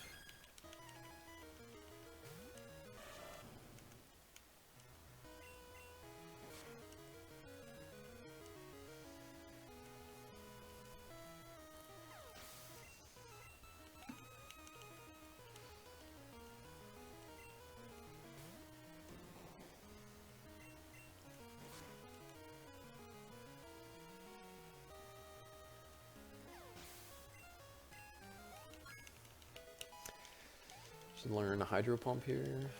Yeah.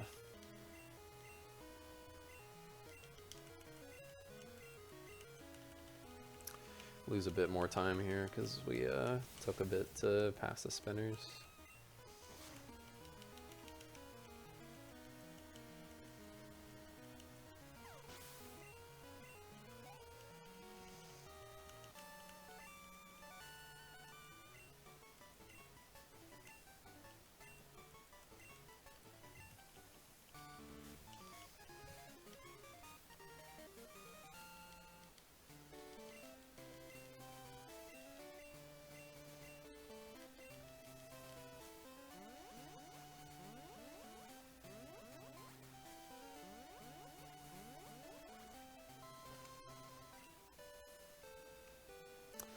So yeah, Tom coming up is probably the worst spinner in the game to hit, besides like Anthony, as you guys saw. He's just kind of the worst. He's stuck down. Ah, dude, this is not good, man.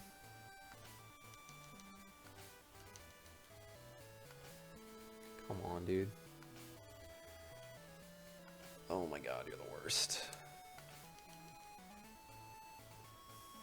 Terrible. He is always the worst spinner. Like, he's the one you pass the most, I guess, besides Heidi and Ivan. But it's just, not good.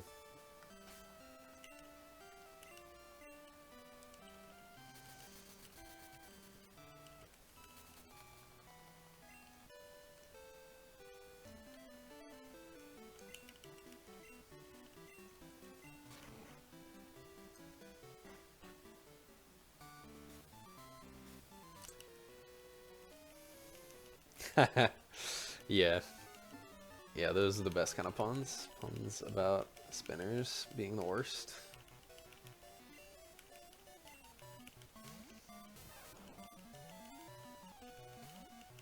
Yep.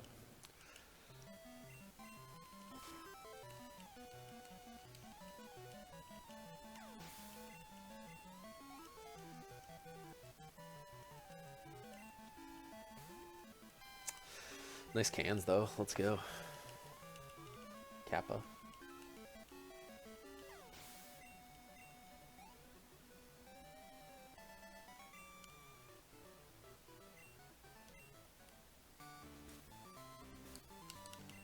Fight Lieutenant Surge, please. Eek. This is gonna be close. There's no spinners left, so it's pretty much all, like, up to whether I die to red or not, though. If I die to red at all, it'll be overestimate, but if not, then hope for the best.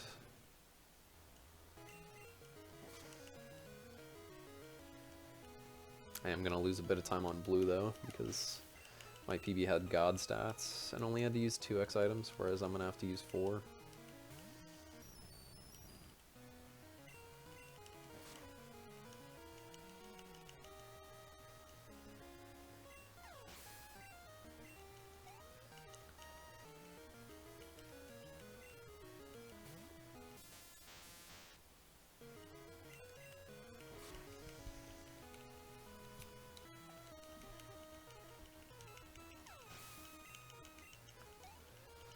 So yeah, our PP is pretty well mapped out for Kanto as well. We don't have to heal at all. We just get a max ether in Viridian Forest. And yep, that just pretty much takes care of us.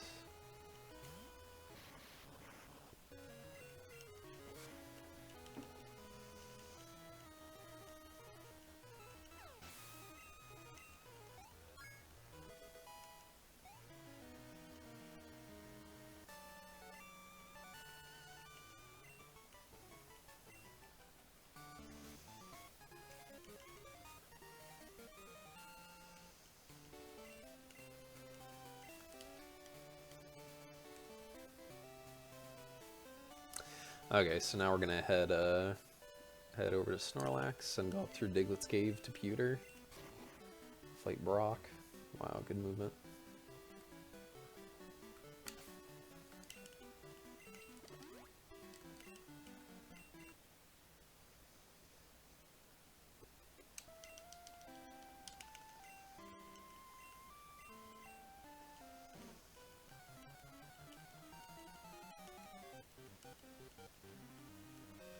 So yeah, just wake up the Snorlax and then head through Diglett's Cave.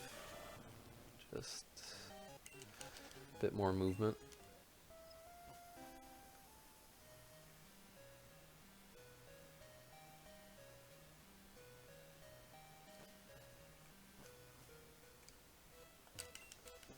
So this might look scary, but it's like just barely don't hit that bug catcher rotator, which is fun.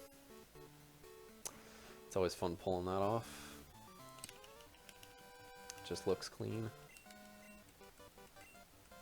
I've hit that optional a few times though, and that's been pretty embarrassing.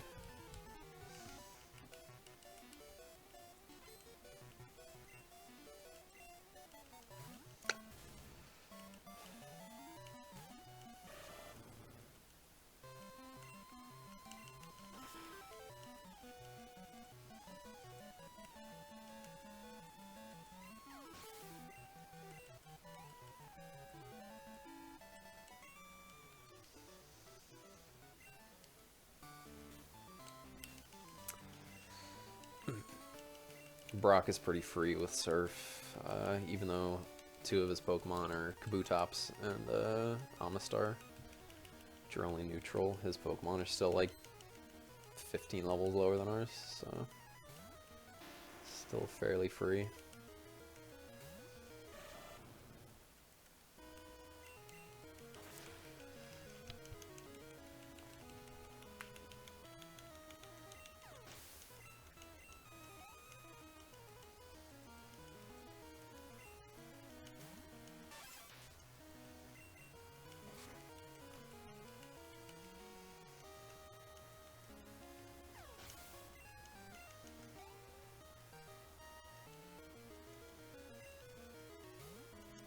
So Amistar can use Protect, which is pretty annoying. I've seen that like twice ever.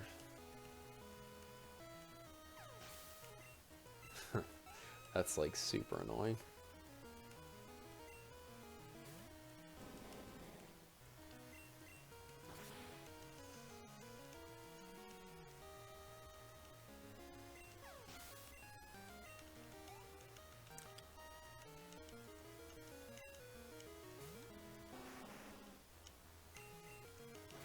Switch to Ice Punch there because we need 4 Surfs left for the rest of the run. 2 for Blaine, 1 for blue, and 1 for red. Or 1 just in case for red. Saved a bit of time there, so that was nice.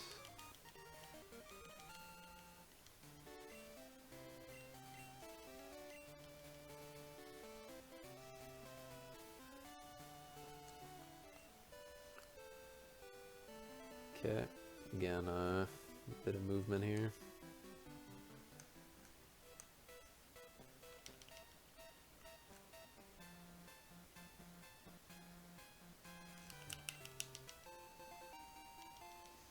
Pick up that Max Ether for return.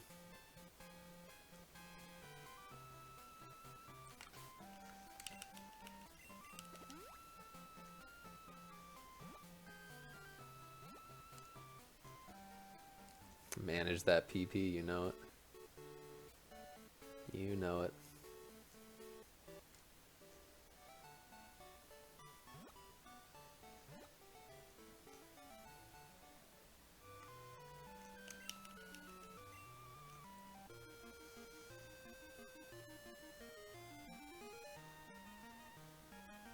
So now we're just surfing down to talk to Blue, who's on Cinnabar Island, and then fight Blaine, who is in his temporary gym on Seafoam Island. Because Cinnabar kind of got leveled by a volcano.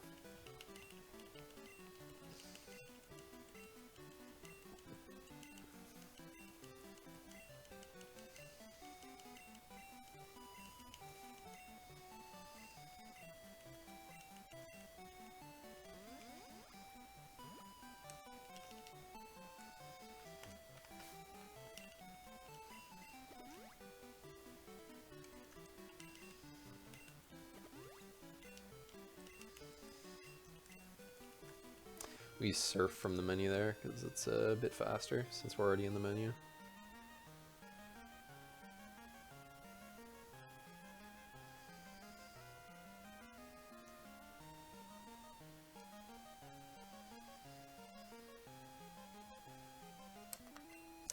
Why did I do that? That was slow.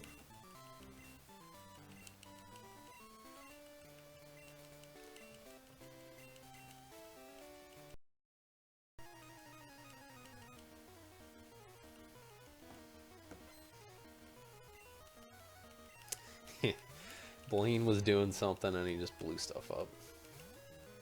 I can see that.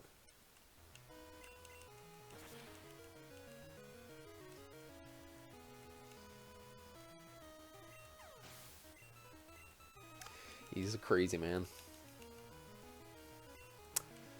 So we can either strength or strength or return this Magmar. It's usually better to strength it if you have good attack though.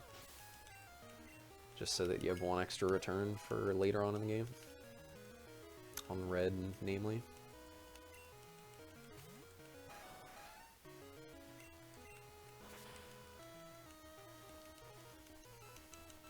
So now we have one Surf left for Blue's Rhydon and one Surf left for Red's Charizard, which is all we need.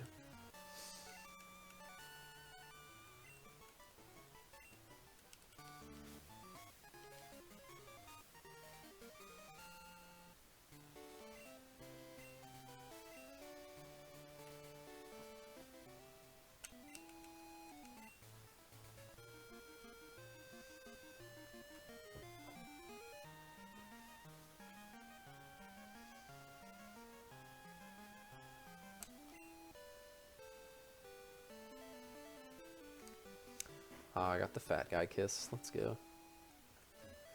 Whoa there, cowboy. Just take it easy there. Ooh. If these Janines were actually spinners, that would be a disaster.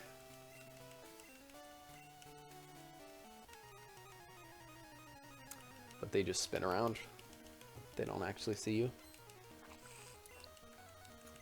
Yo, M3, thanks for the good luck, man. How have you been, buddy?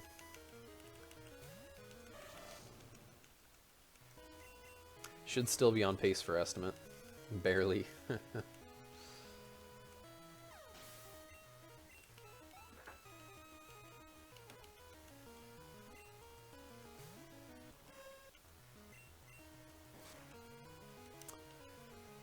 Them bonks, you know it. I'm super good at this game. Oh, rip Snorms. So what we really want to not see here is a dire hit. Dire hit is the worst thing in the world. It's worse than 10 deaths to Whitney. It wastes more time than 10 deaths to Whitney. So if we get dire hit, it's over. And by that I mean it wastes half a second. So we want to not see that. Please. You are the worst. The worst.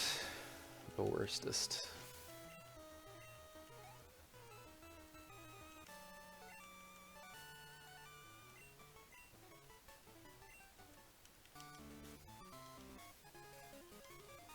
What do we got on the timer right now? Just so that I know for reference.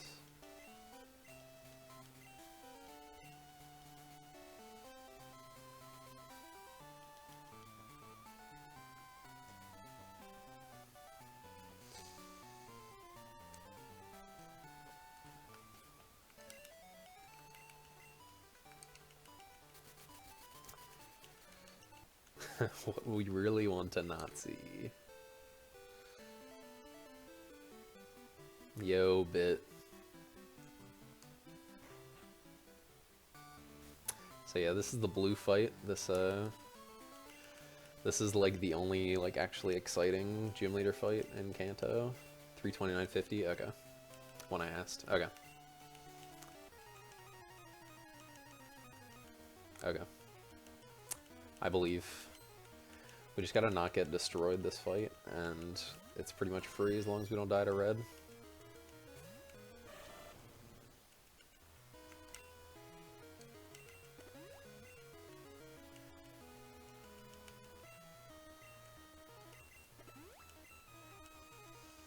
Keep using mirror move, that's way faster than wing attack. Ah.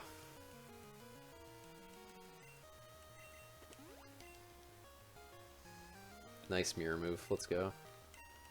Okay, now we just return everything and hope for no extreme speed from Arcanine.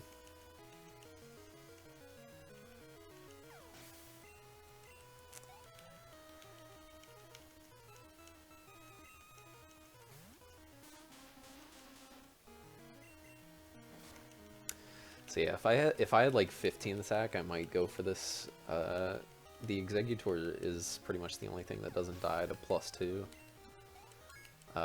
Unless you have like perfect attack, then it's like a 60% range to kill on +2.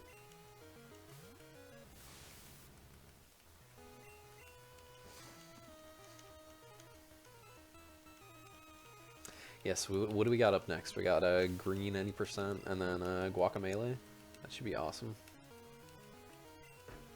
Excited for those runs. Hope I'll be able to stay awake until at least a few more runs go by.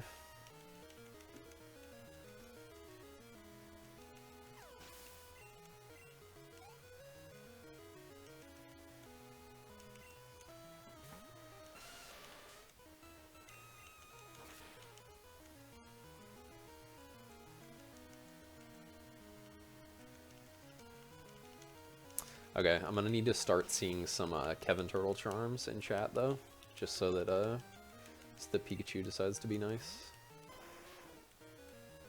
Please and thank you guys. Extreme speed, lame. Lame.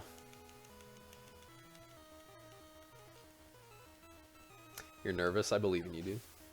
I believe in you. Exactly, we believe in you.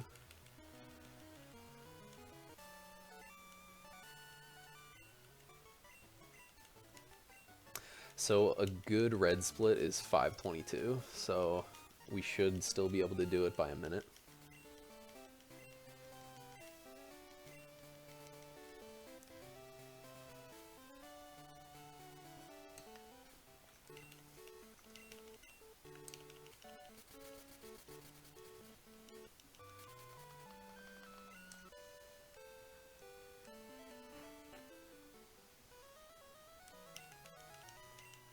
Five-frame trick over 100 times tired sounds like it's gonna be a trip.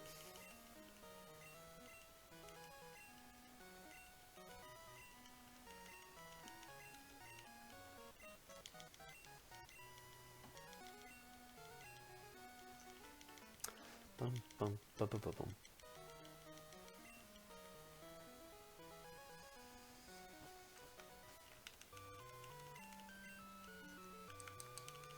Ooh, I was supposed to...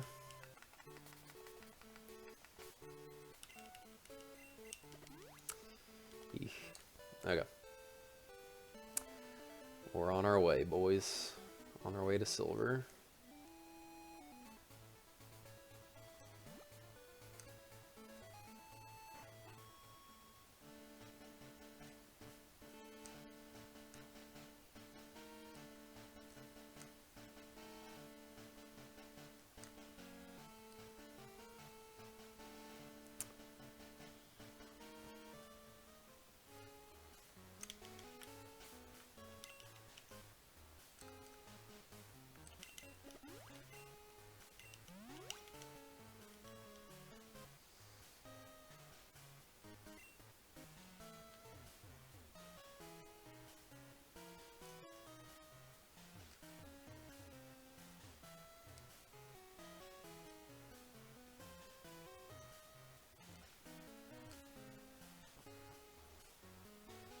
Yeah, that was alright.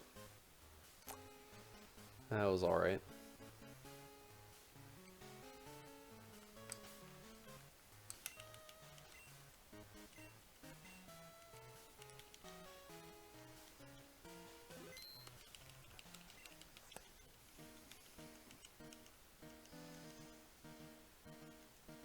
Yo, thanks, Bit.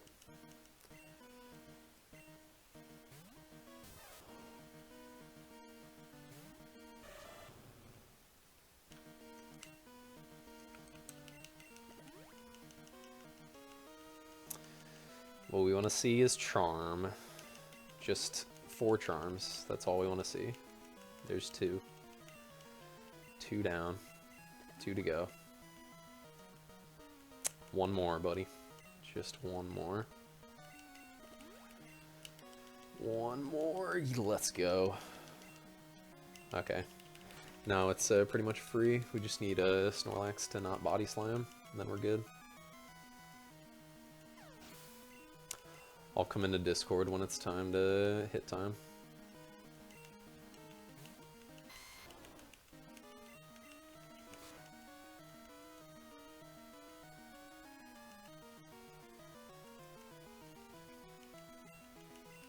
So yeah, the only Pokemon that really damage us during this fight are Snorlax if it doesn't use Amnesia, Charizard, and Blastoise.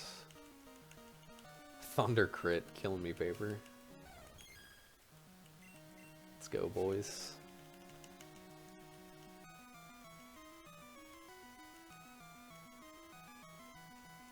Well, at least we got good luck on red, if not anything else.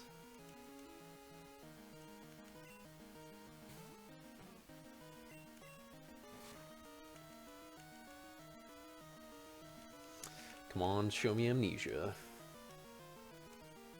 Show me amnesia, let's go. Easy. Yeah, I'm pretty sure this is underestimate, if I'm not mistaken.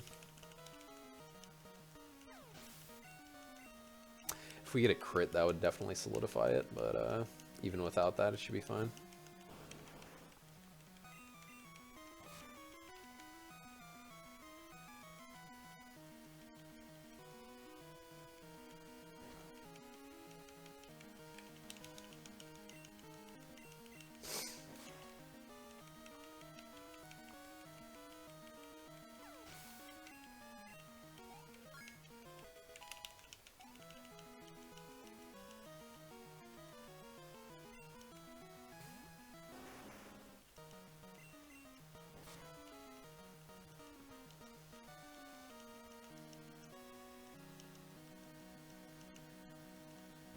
Don't burn me. That's the only thing I can think of that would... Okay, cool. I'll tell you when to hit time. It's going to be in about, like, 15 seconds.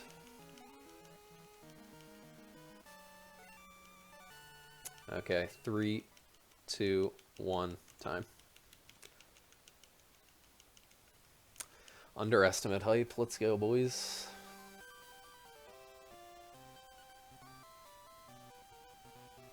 Let's go.